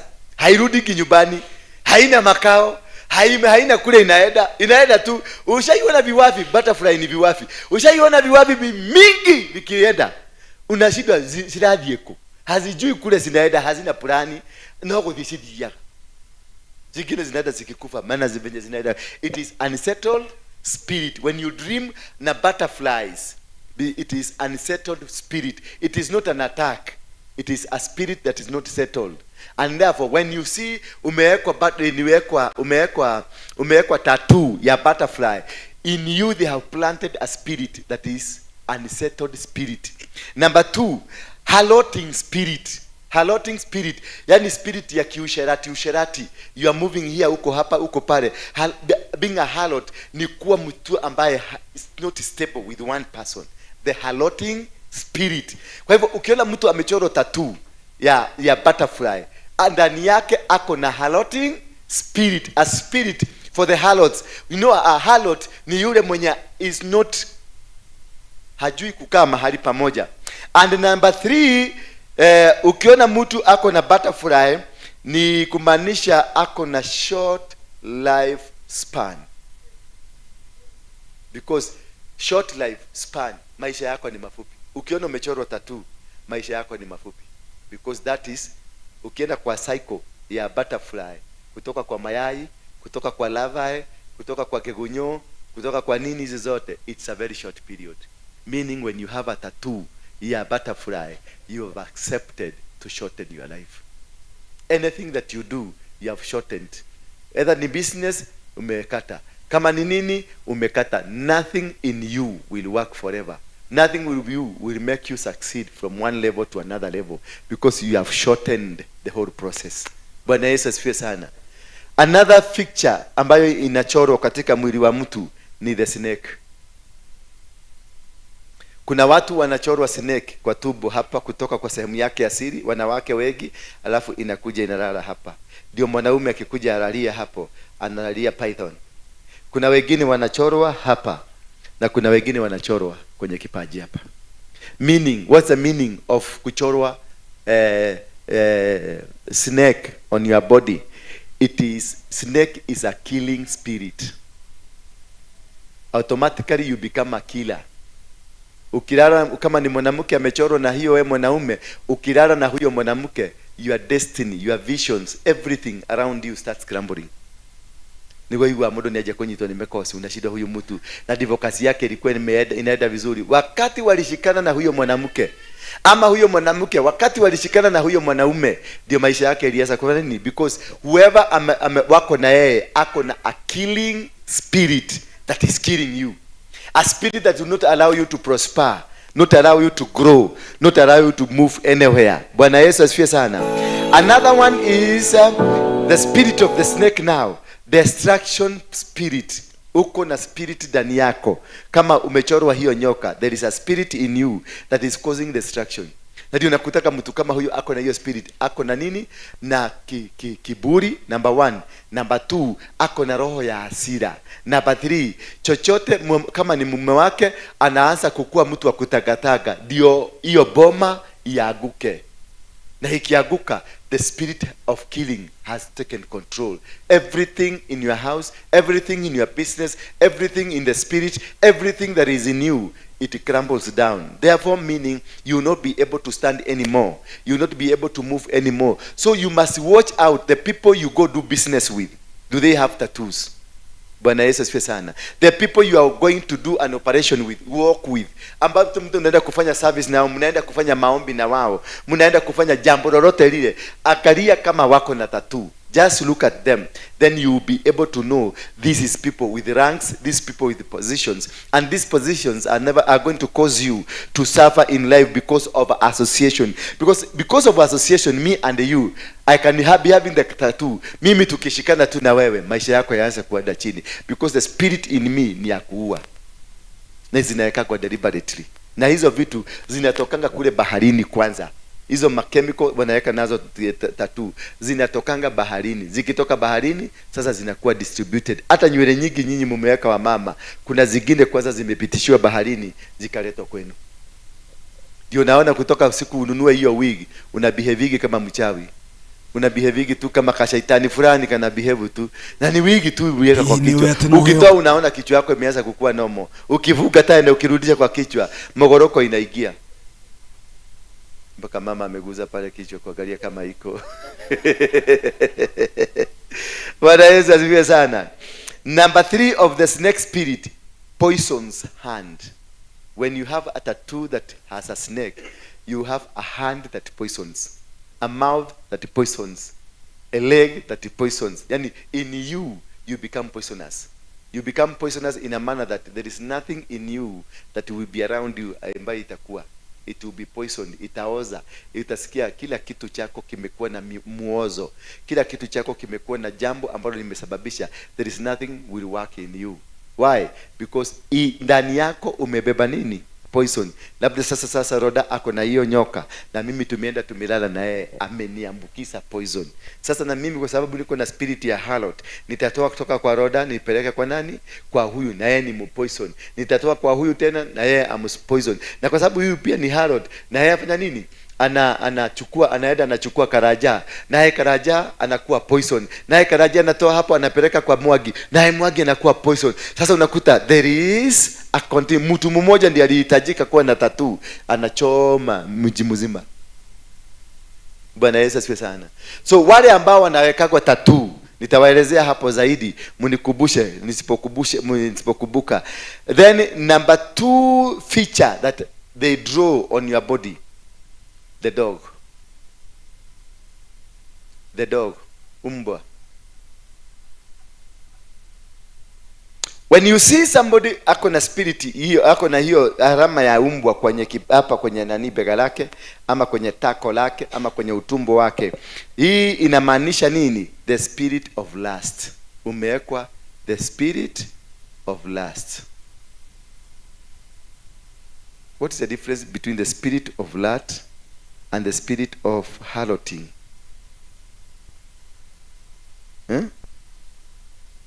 Lust ni nini? Tamaa. Unakuwa mtu mwenye mtamaa. Unakuwa mtu mwenye tamaa. Yani you are not satisfied with the ritual that we have. That is the spirit of a dog. Ukiona spirit of a dog is the spirit of lust. Sio ile mnasemanga ni usherati. Spirit ya tamaa. Unakuta ubwa inachukuaga mfupa, inauma hii na inauma hii, na inaenda inazika tena inakuja kuchukua ingine, inaenda inazika inakuja kuchukua ingine, na inachaka kama imekojolea ndio ikubuke ikirudi. Bwana Yesu asifiwe sana. Then number 2, when you see the spirit, when ukiona huyo mtu ako na hiyo kitu, ako na the spirit of greed, ni mtu mlafi. Ndio wanatakanga position ya kila kitu. Zakanga wakwe ndio mwenye mamlaka. Kama si wao. Kama si yeye atafanya hiyo kitu haitafanyika. Bwana Yesu asifiwe sana. So those are the ukiona mtu ako na hiyo spirit na ukimchukuza sana, kama yeye hana tattoo, tufuta marafiki zake ama rafiki yake mmoja, utakuta kuna ako tatu. Ndio kwa maana unashidagwa, huyu mama mbona atosherekagi, huyu mbaba mbona ndaiga nagera, yani kila kitu ni yeye, kila mahali ni yeye, inataka kucontrol. Akiona kiti imekaa yeye ndio kwenye kiti, akisikia kuna treasurer amekuwa treasurer, akisikia kuna organizing secretary amekuwa organizing secretary, because there is something that keeps following. There is something that keeps following you, and this that keeps following you is the spirit of what? The spirit of the dog. Bwana Yesu asifiwe sana. Another spirit, another thing that is inachorwa sana is crocodile. Crocodile. Wanaume sana wanapenda kuchorwa crocodile, mamba. Bwana Yesu asifiwe sana. Those are a few examples I'm giving. I'll be able to deal with it deeply next time. The spirit of the crocodile is a spirit of destruction. Is a spirit of destruction. Kwa hivyo wale walikuweka tattoo ya crocodile, and from then they made you an altar of destruction. Mtu yoyote ambaye utakuwa na yeye, kama mtu yoyote mtakaelala na yeye, mtu yoyote mtakaefanya biashara na yeye, mtu yoyote mtakae kula chakula pamoja. That is why sometimes inakuanga so sensitive. Tukienda kukula chakula, I have to understand you before I go eating with you, because I don't know what kind of a tattoo umebeba. Na hizi tattoo zimewekwa nini? Na kuna wengine wanawekwa tattoo ya nini? Ya star. Ukiona mtu amewekwa tattoo ya star, is a star is a spirit of dominion. Huyo mtu ako na kingdom. Akiwa na star moja ako na kingdom. One star kingdom. Akiwa na star mbili is a two star kingdom. Ni mtu mkubwa, ni rank. Hizo ni rank. Kuna mtu ako na star 5, that's a rank. Kuna mtu ako na star 7, that's a rank.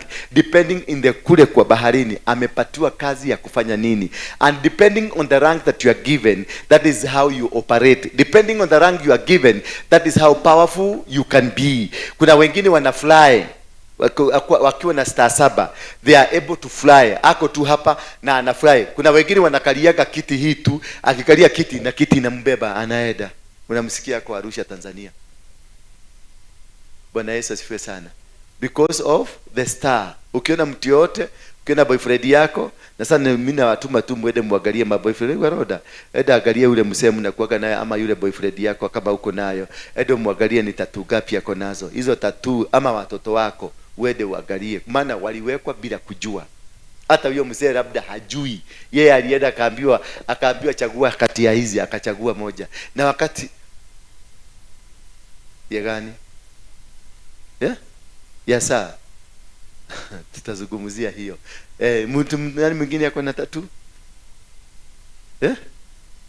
Nani? Panther. Lion. Ingine? Flower. Ingine? Love. Alafu imetobolewa. Hiyo sasa ni kitu inaitangwa we love. We love ni one branch of the Freemasons. Inakuanga a purple. Hiyo heart inakuanga kala purple. Alafu imetobolewa. Inajiita we love. We love inatumikanga na Freemasons. Ushaiona? So those are the kind. Ukiona mtu amechorwa ego, what is the role? What is the spirit that is in the ego?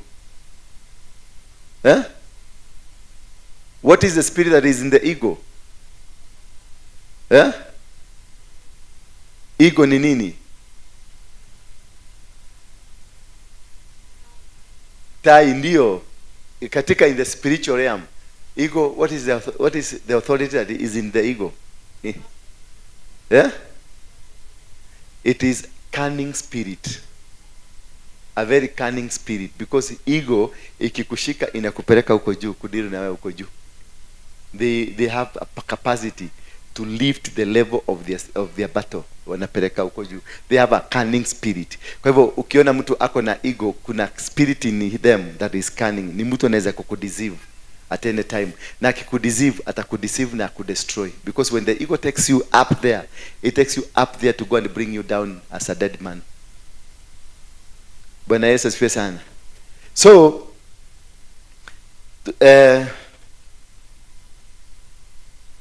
why do they put on your hand? They put on your hands because this will make sure that anything you touch dies. That is why they put it on your hand. Anything you touch with your hand, itakufa. So they do it strategically and they position it where they need you to operate from. What kind of an organ ambayo wanataka wewe utumie ndio kazi yao ikamilike. Like now, if you have that snake, this will make sure that anything you touch dies from the snake poison. Kama huyo mtu ako na snake. So that man uhitaji kuumwa na nyoka, unahitaji kutembea na yeye alafu uote usiku ukiumwa na nyoka. That is real. Utakuta mahali uliona umeumwa, utakuta hakika kuna kakitu to spot to black. Na kutoka saa hiyo unakuta shida hiyo mguu yote ama hiyo padi ya mwili imepata shida, because it was made to do it. A butterfly means that you will carry on many unfinished works. They have put it on your hand so that you will be able to carry so many unfinished works. Bwana Yesu asifiwe sana. You will start a project and before you finish it, you start another one. Because in you there is a spirit of the butterfly. And also on your legs. Why do they put on your legs? This will make sure that your destiny is tampered with. That is why they will put on your leg. To tamper with your destiny. To make sure that your destiny has been stopped. Bwana Yesu asifiwe sana. Na wanaweza kutumia mtoto wako, wanaweka tu mtoto wako because of you. Wataweka mzee wako because of you. Wataweka mke wako because of you. Bwana Yesu asifiwe sana. So this one will cause you to really struggle. And also on the third one, they will put it on your neck. Kuna wale wanawekwa hapa on the neck. Ama hapa kwa muhapa hivi nyuma. On your neck, this will yoke you with heavy burdens. The main purpose is to yoke you with what? Heavy burdens and become a slave just to waste your time and energy. Do you know there are people who are carrying heavy yokes just to waste their time? Your time. The intention of here, the neck, putting on the neck, is to make sure that your time on earth is wasted. Your time in a particular mission is wasted. Your time in a ministry is wasted. Your time in marriage is wasted. And now once they have wasted your time, you become a vagabond. You are no longer in use of anything. You are no longer servicing. You become just useless. And lastly but not least, they will put it on your forehead. Kuna watu wamewekwa on their forehead ama huko. Bwana Yesu asifiwe sana. This will wipe away. The reason they put it on your forehead is to wipe away your favor. Ulikuwa na favor, you've been, kama sasa kuna mtu aliniambia zamani alikuwa ananiona nikiwa na kitu hapa kina shine. Alikuwa naona star ambayo Mungu ameniweka. So they will come and drop because they are able to know. They are able to know what kind of a person you are. Now they will come to the forehead and put something to destroy this star. From there, the favor that you have from heaven, the favor with men. Ya kwamba mtoto wako anaweza ibiwa akili zake. Mtoto wako nakuta alikuwaga namba moja. Katoto kanaenda kanaambia mama yake, mtoto huyu ananishida. Anamwambia kanenda uibe jaketi yake ama kitabu chake ulete. Kisha unasikia mtoto kitabu ama jacket iliibiwa, na wakati iliibiwa kutoka siku hiyo mtoto alikuwa na mamoja, unasikia amekuwa namba 23. Yule alikuwa namba 23, unasikia ameanza kukua because they have capability ya kuchota akili yako, wanaweka kwa mtoto huyu mwingine, na wewe utaishi milele ukitumia akili ya mtukubafu. Bwana Yesu asifiwe sana. Utaishi milele yako yote ukitumia akili ya mtukubafu. Lakini akili yako inatumika. Ndio na shida yako. Watoto wa neighbor hawakuwaga werevu. Watoto hawa hawakuwaga werevu. Baki siku hizi ndio wameajiri baka watoto wako. Baka unashindwa. Watoto wako they were the brightest. But there was an exchange. There was an exchange ambayo ilifanyika. Juzi walitaka kunifanya hivyo mimi mwenyewe hapa. Walitaka kunifanya hivyo. Kuna wakati nilikuwa naenda huko, tulikuwa kwa Saimokei, lakini sikuwa najua ati hii mambo na Saimokei kuna kitu inashikana. Mimi naenda huko ni interview. Nilianza kusikia hapa, venye nasikia kuna homa, lakini nasikia kuna ni kama hii skull hapa inaaguka, mpaka naona kama ninaaguka. Alafu nikaanza kupoteza memory. Najaribu na struggle, tukiongea na wewe nita struggle kukumbuka ni nini tulikuwa tunaongea. Nikienda kwa interview nina struggle, nikianza ka topic fulani nina struggle kujaka kujua ni nini. Najaribu ku connect sentence ya kwanza na ya pili na ya tatu. Kumbe walikuwa shachota. Bwana Yesu asifiwe sana. Because walitaka kuitumia wao iwanufaishe. Because what God gave me was very unique. Ni kitu ambayo haikuwa na wachungaji. Na wale wachungaji ambao huiba nyota za watu, wanaweza kuiba. Kama wewe ni mfanyabiashara wa matatu, wanaweza kuiba biashara yako. Si gari, watakuachia gari, lakini wachukue biashara, the favor. Waichukue, waipeleke, wafanye nayo kwa matatu. Gari zako zote zilale, zao zianze kufanya kazi. Unaweza kupeleka mtoto wako shule na yeye akili zake zote zichukuliwe. Unaweza kuanzisha biashara mzuri sana, duka mzuri, na unakuta mtu mwingine alikuja akafungua biashara kama hiyo, alikuja akaiba biashara yako. Wanatembea tu kwa miguu, wanachukuanga na miguu, anakanyagisha miguu yake kwenye biashara yako, kisha anaichukua kupitia miguu, anaipeleka, anaikungutia kwake. Akiikungutia kwake, watu wote ambao walikuwa nakuja kwako utawaona kwake. Bwana Yesu asifiwe sana. So this is a things that you need to understand. Could somebody have spoken? Umefutwa kazi for apparently no reason. Been good favor, hata wakubwa wanakutambua na kupenda na wanajua you are hard working, lakini wanakuvuta. Hata ukiuliza mkubwa ni nini, anakuambia hata mimi I don't have a reason. Sina reason kabisa. Unamwambia sasa utafanya mimi, hata this one is beyond me. Wewe ende ukuje next month. Ukikuja next month utakuja sasa kumeharibika zaidi. Why? Aliyechukua hiyo kazi, yeye kazi yake ni kuservice hiyo madhabahu ya kukunyang'anya kazi. Sasa wewe mwenyewe unakaa tu nyumbani, unakimbia kwa maombi kwa waroigi ama kula kwingine, and nothing is happening. Kube kwa sababu hauelewi madhabahu hii ni nini inafanya. Sasa utakuwa ukikuja hapa tunaomba unaenda until such a time Mungu atareveal kwangu ama reveal kwako ama atumie kitu kingine kureveal. That is why unakuta watu wengi tumehangaika kutembea kwingi, lakini we are not getting a solution. Why? Because we have no idea of what you are going through. Until such a time that you have the idea of what you are going through, that is the time you'll be able to conquer and win a battle against you. Most of us tulijakuliwa, akili zetu zilienda, biashara zetu zilienda, zinafanyika na neighbor. Huyo neighbor unaona ameprosper ni wewe. Bwana Yesu asifiwe sana. Huyo neighbor unaonanga akiendesha kagari kazuri, it is your car, iko na jina yako in the spiritual realm, that car belongs to you. Na ndio kwa maana unaionanga na unaiadmire kila siku. Eventually wakati utajielewa, utakuja kuinunua ikiwa masakete. Bwana asifiwe sana. Hallelujah. When all these are happening, then we say an altar is operating within someone. All the above are the legal grounds that altars work in it. Hizo zote nimwambia, they are legal grounds.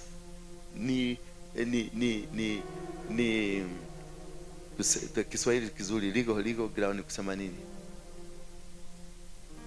Margaret, wewe nasikia Kiswahili yako ni mzuri sana. The legality. Yani uhalali wa madhabahu umehalalisha.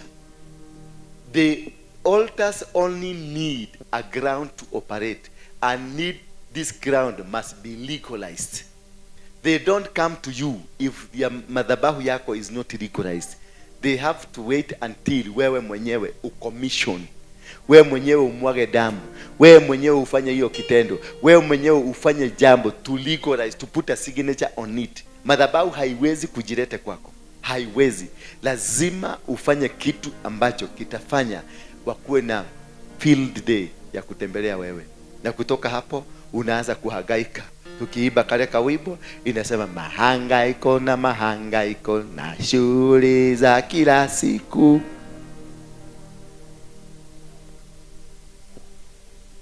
Ni mahangaiko, wanakuweka mahangaiko, unahangaika na wanakutia hamaki za kupanda na kwenda, alafu always unakuta heartbeat yako inaenda a little bit faster than normal because umewekwa pressure you don't understand. Kuna watu hapa wako na ukimwi, lakini hii ukimwi ni spiritual. Na kuna watu wako na ukimwi ambao ni medical. Kuna watu wako hapa na kanza ambao ni spiritual. Na kuna watu wako hapa wako na kanza ambao ni medical. Wao kanza wa medical wakienda watatibiwa, watafanywa chemotherapy na itaenda. Lakini hii ya spirit inahama.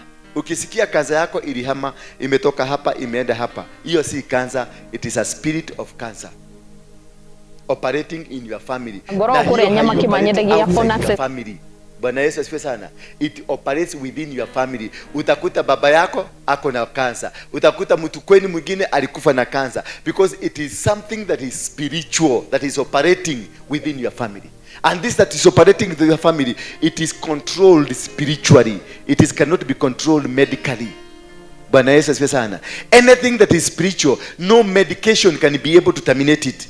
But when you involve the spirit, because wale ambao unasikia Benihini alienda kwa kaburi ya nani, kwa Catherine Kuruman, alipoenda kwa kaburi ya Catherine Kuruman, akapiga magoti, akachukua spirit ya Catherine Kuruman, na ndio amekuwa akifanya nayo kazi. Bwana Yesu asifiwe sana. Na kuna hao wachungaji wengine ambao wanaenda kwa mtu. Sasa kuna mtu alikufa na alikufa kwa sababu ya kansa, na umechukua nini? Spirit yake ndio unaoperate nayo. Yes, utaoperate na miujiza alikuwa anafanya, lakini ni nini kilimuua? Ni kansa. What will you be spreading to the congregants? Cancer. Bwana Yesu asifiwe sana. Na ndio unaona kansa imespreadishwa pakubwa na wachungaji, imespreadishwa pakubwa na Wakristo ambao wanataka na anointing at whatever cost. Wakisikia fulani alikufa amezikwa Lang'ata na alikuwa na anointing yake, ukienda uguza tu, maana ni nani mifupa yake? Ni Elijah. Mifupa ya Elijah siliguzo watu wakapona, na sisi tuende tuguze ya kaliko kanaitwa kama kanaitwa kama Koroine, kanaitwa Nyadha, sister Nyadha. Sasa ujui Nyadha alikufa kwa nini? Ujui Nyadha kama alikufa kwa sababu ya ukimwi? Ujui Nyadha alikufa kwa sababu ya nini? Ya kansa. Na wewe unachukua mifupa yake, unaenda unasema Nyadha nidagwetia roho itakuja, lakini itaigiaje? Ni kama hii ya kiama ya wazee wa kiama, wanaitaka kuitisha roho ya waliokufa, ndio wanamwagaga pombe muratina mara 3, alafu kama kauji wanamwaga, tuchakula wanamwaga, wanawapatia hawa to communicate, to bring that legality, kuhalalisha communication. Alafu communication ile ikiingia na hawa walikufa, what will happen? Chochote ambacho kiliua hawa watu kinakuja kwako. Bwana Yesu asifiwe sana. So muthe gathimo nikararira so huyo mzee anateseka kaburi yake. Bwana Yesu asifiwe sana. Sasa ulienda, mimi ni mhubiri, nikaenda kule kwa Majake na huko chini South Africa. Nilipoenda huko nikalala huko, nikalalia kaburi. Maana hiyo kaburi mwenye amelala hapo alikuwa na perform miujiza, lakini alikufa na kansa. Nitachukua miujiza yake na pamoja na kansa yake. Sasa nikikuja nitakuwa nikitangaza, pokea. Mnapokea nini? Muujiza. Kama ni mguu ilikuwa inapona, lakini ninakuweka kansa. So not until you are able to understand that what kind of a man of God you are standing, akupatie historia, you understand their history, you understand from where did they get the anointing from. Kama ni ya kutap, alitap kutoka kwa mchungaji gani? Because there are two ways of getting the anointing. The anointing that we tap from the people who are senior, our spiritual father, if they have anointing, or any preacher. Benihini akikuja, unaonanga kuna watu wanaendaga huko, wanapeleka pesa, wanatoa pesa because they want to tap the anointing. Bwana Yesu asifiwe sana. Kuna watu watakuja kanisa hii, waanze kulifuata, wanafanya kila kitu kazi hapa, wanajitolea na hataki kulipwa, anataka kutap anointing ambao niko nayo. It's possible for you to tap it.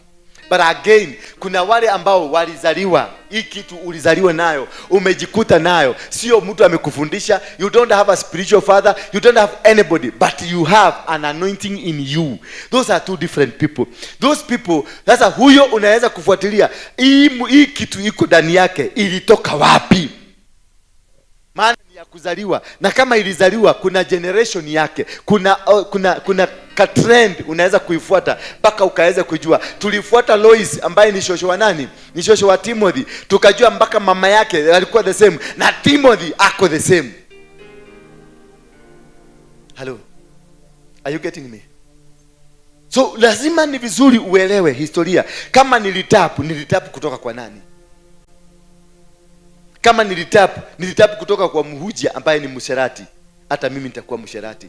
Hiyo spirit ilikuja kwangu, na hiyo spirit lazima itafanya kazi, na itafanya kazi pakubwa, maana itafanya kazi kubwa ya destruction in your life.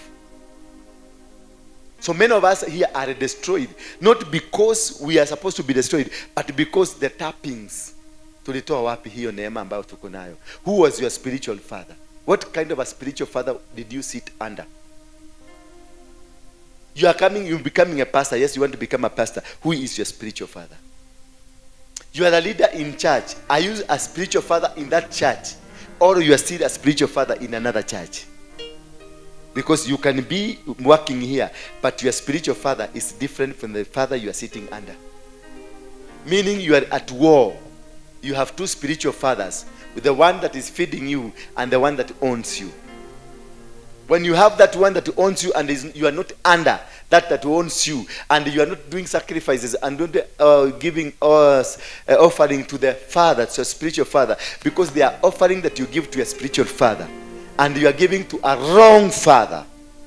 It means unaamusha vita vya kiroho kwako wewe mwenyewe, unaanza kujipiga.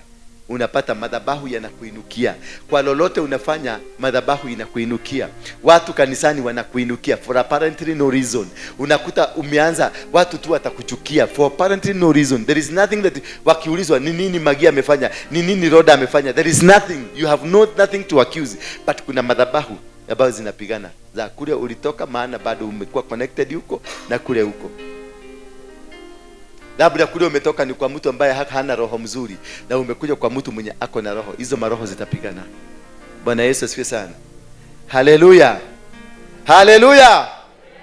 Amen. Pokea. Pokea gari.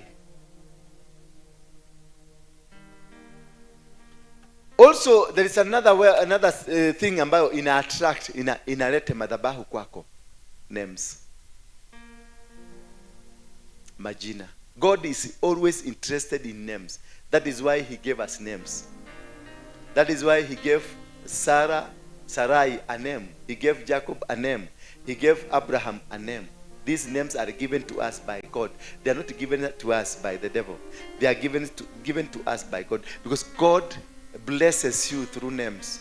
Through the name that he's giving you, it is a process that activates the power of God in you.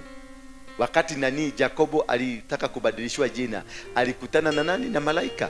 And when he met this angel, they struggled throughout the night, and after struggling, the angel, Jacob realized this was the angel, and then akamwambia hutoki hapa mpaka unibariki. Then the angel akamuuliza swali, what is your name? Because through your name, that is where you get the blessings. Sasa kuna jina uko nayo ili ulizaliwa, iko na laana, iko na uchawi, iko na ugaga. Then God want to bless you. Akikuja na kapata mauchafu yote anaondoka.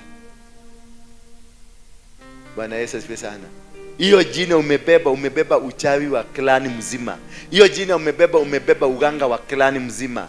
The day God want to come and bless you, atakuja afike kwako, asikie unanuka. God does not hakujagi karibu na mtu ananuka nini. Si wewe unanuka, lakini lile jina umebeba. That is why Jacob lazima angetolewa Jacob. Aitwa nini? Israel. Ndio abarikiwe. So in the name, you carry an altar. There are names that are altars. This name you mention, this name takes you go anywhere. Kama sasa jina yangu Waroige, nikienda hata State House itanifungulia mlango. I don't need to do any introduction. Ninaenda ofisi ya any minister, kuingia tu kwa mlango, abia minister Waroige is here. Just that's enough. the door is open, lazima mlango ufunguke. Secretary mara moja, the swan Waroige is here. Waroige mgani? Ule wa Mugeke yako hapa. Anataka nini? Tumekosea, kuna makosa tumefanya. Hapana. So this name Nyawera, you need to understand, where did you inherit this name from? Who was the owner of this name? And what are the activities that you are doing? Magerere, no are mwenere to magere. Nimituwere ku ekaga. Ali mudu agaika na ali morogi. Akoro ali morogi na we okay. We na ka element korogi todo ritwa rire niri kuweta to element tu orogi. To orogi ratu kutoka na ritwa we na tu. Manyita. Todo kore to orogi tokaga na kanua na kwena to orogi tokaga na ritwa. Kwena to orogi tokaga na tatu, kwena to orogi tokaga na ke. Na sex. So otorogi turatoka na jire atoka na tu. Wakora twa mutware twa we na tuo. Ono ahonoka hiyo jina bado inakudai kule, because there is a legal ground mahali wana hang koti yao. Sijui kama mnanielewa. Mnanielewa lakini? Mnanielewa lakini? Kumbe mnanielewa. In the book of Isaiah, give me Isaiah 65 verse 15. In the book of Isaiah 65 verse 15.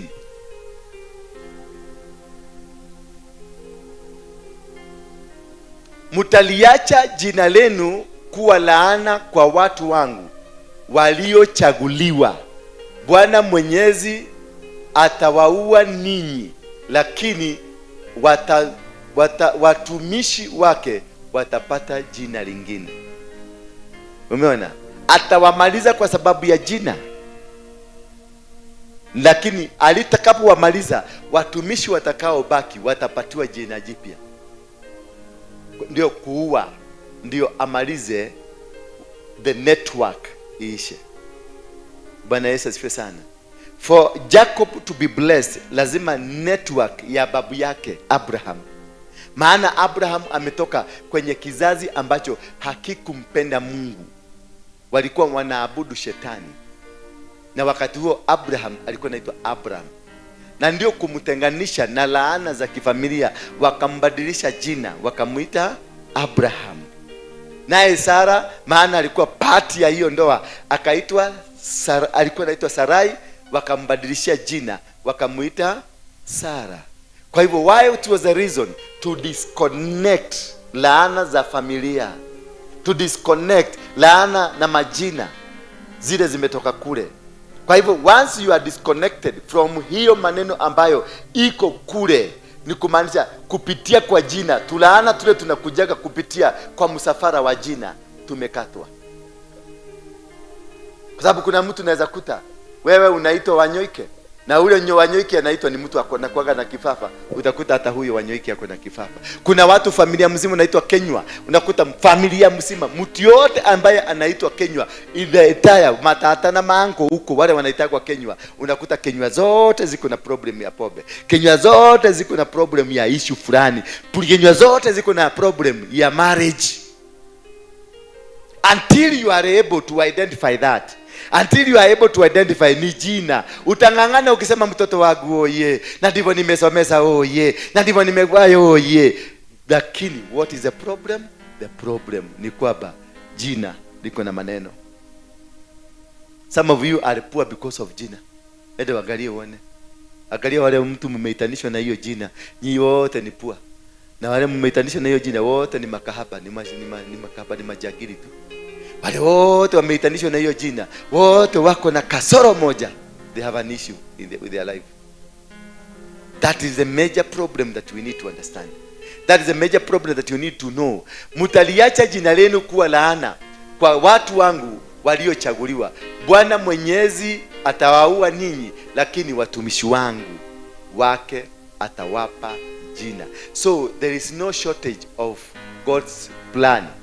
Kwa hivyo atawamaliza wao wanataka kukuangamiza, akupatie jina jipya na uende na safari. Bwana Yesu asifiwe sana. Na ufanye safari kulingana na, tuendelee baba yako kwingine 16. Yeye aombaye baraka katika nchi atafanya hivyo kwa Mungu wa kweli. Yeye aapaye katika nchi ataapa kwa Mungu wa kweli, kwa kuwa taabu za zamani zitasahaulika na kufichwa kutoka machoni pangu. Kwa nini? Because a name has been changed. Bwana Yesu asifiwe. So a name can bury everything.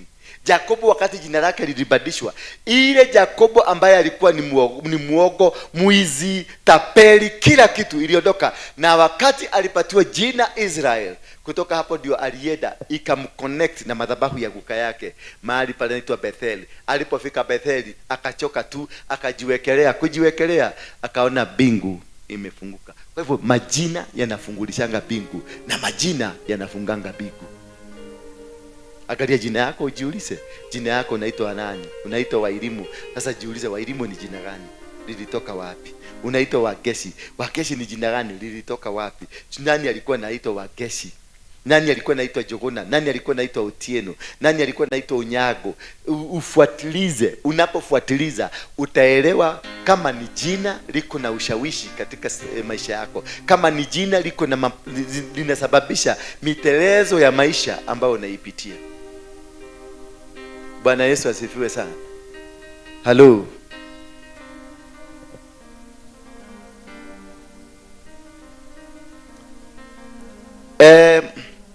One thing I want you to understand is that ungodly name connect you to ungodly destinies. Ungodly name. This is what are we calling here? The ungodly names. The ungodly names ni hayo majina yako na historia ya uovu, yako na historia background, iko na legal ground ambayo inaitisha madhabahu ya laana, madhabahu ya matatizo. Sasa sema ungodly names, majina ambayo yako na ushetani ndani yake. They attract destruction of your destiny. They are used to kill. It is the name that are used to kill your destiny. It's not your blood. It is not whatever else. It is your name that is used. They use your name to go and kill the destiny. They use your name. Kuna mahali unaenda unakuta a name has got power. A name is an authority. A name is a gate that opens doors for you. Is power, is authority. Kuna mahali nikienda nikiingia, ukisikia mtoto wa Moi anakuja hapa, hata kama ni mrefu ni chokora, ukisikia ni mtoto wa Moi utaanza kuona tunampatia microphone. Utaona Mwagi hapa amekimbia na microphone tumpatie, maana amesikia ni mtoto wa nani? Wa Moi. Kwa sababu kuna jina lina ufunguo wa maisha. Na kuna kwingine utasikia huyo ni mtoto wa nani? Unasikia mirago yote inasemekana ifugwe. Bwana Yesu asifiwe sana. So they attract, because names, ungodly name connect you to ungodly destiny. Though through names the spirit of dead is passed to the living. Through name the spirit of dead is passed to the living. Ndio nakuta unasikia huyu mtu alikuwa anaitwa Wageshi, na Wageshi yule Wageshi wa huko, ile roho ya ule ambaye alikufa imeingia kwa huyu, na unakuta huyu ameanza kuwa mchawi, na hakuna introduction alifanywa, ya uchawi. Hakupelekwa hata kwa mganga, lakini alianza kuwa mchawi just like that. Just like that unakuwa mchawi na unakuwa mganga. Why? Because the power in that name. It introduces you to the manifestation of demonic cultures, demonic authorities. Oh, wow. One just has to fail once in life for the spirit of failure to be channeled to his or her next generations. Oh, that is powerful. That you only need to fail once. Ufail tu kwa kitu kadogo, ndio hiyo spirit ikuwe activated kwako ya failure, because uli inherit kutoka kwa jina failure, kutoka kwa watu wenu. Sasa wanatafuta kajia kokote kale ndio ufail tu kwa kitu kidogo, ndio wa activate the entire system ianze kufanya, ndio watoto wako na wao waanze kufail.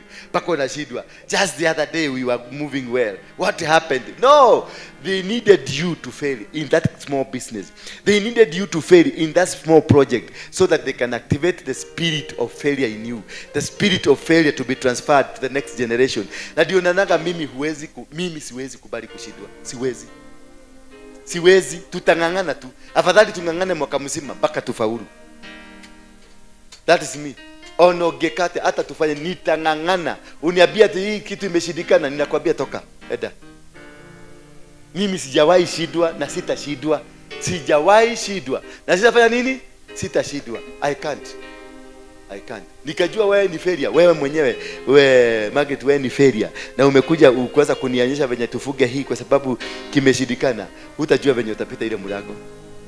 Because I know the problem now is you. You have first to go, then I deal with my problems. Bwana Yesu asifiwe sana. Na nitakufukuza tu, ndio unaona sinanga aibu nikifukuza mtu. Nikijua Heroda wewe ndio unazuia kazi yetu iendelee, na nimekupatia position and things are not working. Nikupatia warning 1, warning 2, warning 3. Nitakuja nitakuondoa, nitakupeleka pale nje hoteli nikununulia chakula nikwambie na usirudi huko juu tena. Na ukingangana kurudi huko juu, nitatumia mbinu zangu, lazima uende. Lazima utaenda. Uliza Penina atakwambia tu. Utaenda, no gudie. Kwa kialia juu chini ujeherere because you are a disaster. We bomb. Wewe ni bomu na unakuja unataka kulipukia kwangu. Ukiota ta gukua thina na gakonia gatumeto wega, uthi ugatumurira thina gwaku nyumba. Hata Mungu si atakuangalia kuuliza kwani uko na akili? Hii kitu nimekupatia hapa ni ya nini? Wewe ndio unaona Mungu amekuondokea na ameenda, unashindwa Mungu aliniondokea kwa nini? Kwa sababu aliona wewe ni kubafu.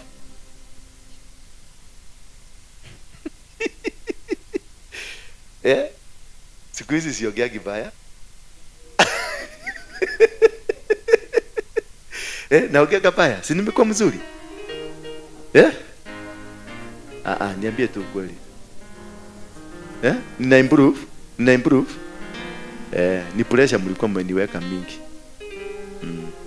Sasa naona matidh wamepungua, wameondoka. Si mnaona hivyo? Wamebaki matidh. Si niliwaambia wamebaki 4. Matidh wangapi? 4. Na by in 3 weeks time hautawaona. Wataenda tu hivyo. Ni Mungu niliambia, niliwekelea dhabihu nikawekelea, nikasema matidh hawatasubua kanisa tena. Nikawafuga. Sasa wanakuta wamepata mashughuli, watapata mashughuli. Wengine watapata visa waende Dubai. Aende akakulia shida zake huko mbele. Sasa nimeanza kuongea baya. Pole. Sitarudia. One just has to fail once in life for the spirit of failure to be channeled to his or her next generation. You will never be better than what your name speaks of you. You will never be better than what your name speaks of you. Your name is the ground for your success. Your name is the ground for your failure. Your name is the ground for your confusion. Just watch out on your name. Look at that name. Look how to whom is it associated to? To which village does it come from? To which tribe does it come from? Kuna mahali tunaendaka unataja jina unaulizwa, unaona tu ukisema ni Njoroge, unaona wale wote wengine wameangaliana, wameona automatically, wameona mwizi kwa sababu ni Mkikuyu. Kuna ofisi unaweza kuingia tu utaja jina yako, unaona wameangaliana kifulani.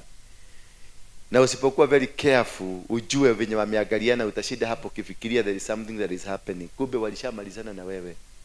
Na Muhidi alikuwa ameambiwa kutoka Ung'ambo, aliambiwa there are 2 tribes to trust. Utrust Muluya kwa watchman, na utrust Mukaba kwa kukupatia information. Utrust Mkikuyu umpatie kazi, lakini uchukue document zako zote, maana at the end of the day ataiba. That is what they told. Hapo ndipo wanaambiaga wakikuja. Wanaambiaga kila tribe. Utrust Mumasai, muende mkakule nyama. Sasa sijui wewe umetrasiwa na nini? Bwana asifiwe. Hallelujah. You will never be better than what your name speaks for you. In the book of 1 Samuel 22 verse 25. 1 Samuel 22 verse 25. Somebody give us 1 Samuel 22 verse 25.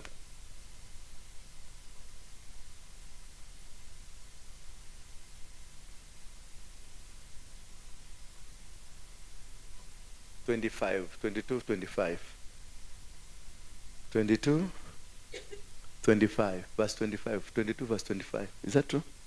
25, verse 25. Please, 1 Samuel 25, verse 25. 1 Samuel 25, verse 25. Hakuna? 22. Oh, acha niangalie nimeandika nini. 2 Samuel, sorry. 2 Samuel. Ndio hata sisi tumezeeka. 22 verse 25. Ama hatujazeeka. Hauna 25? Eh? 2 Samuel 25. Iko? Basi wachana nao. I think niliandika vitu zangu. Wachana nayo. Hatuwezi kusoma kitu atu. Na 2 Samuel 18. 2 Samuel 18.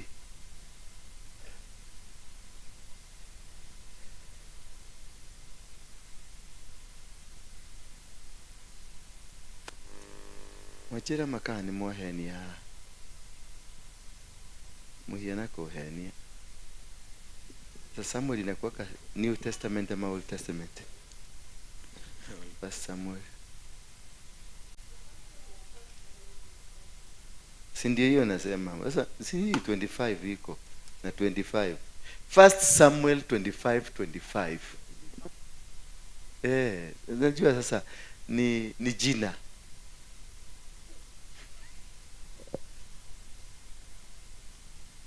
Yes, ndio hiyo.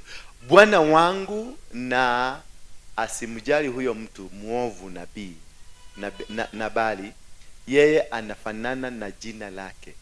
Jina lake ni mpumbafu. Nao upumbafu huenda pamoja naye. Lakini kwangu mimi mtumishi wako sikuwaona hao watu waliotumwa na Bwana wangu. Umesikia? Jina lako ni upumbafu na linafanana na upumbafu. Sasa ni mimi nimesema. Mkieleza hapa nimewekea paya. Si ni Bible imesema. Jina lako ni pumbafu na unafanana na upumbafu. Jina ni kitu kikubwa. Nataka tumalizie hapo. Kama ukiangalia jina, wacha tufanye hii ya mwisho because itatusaidia sana.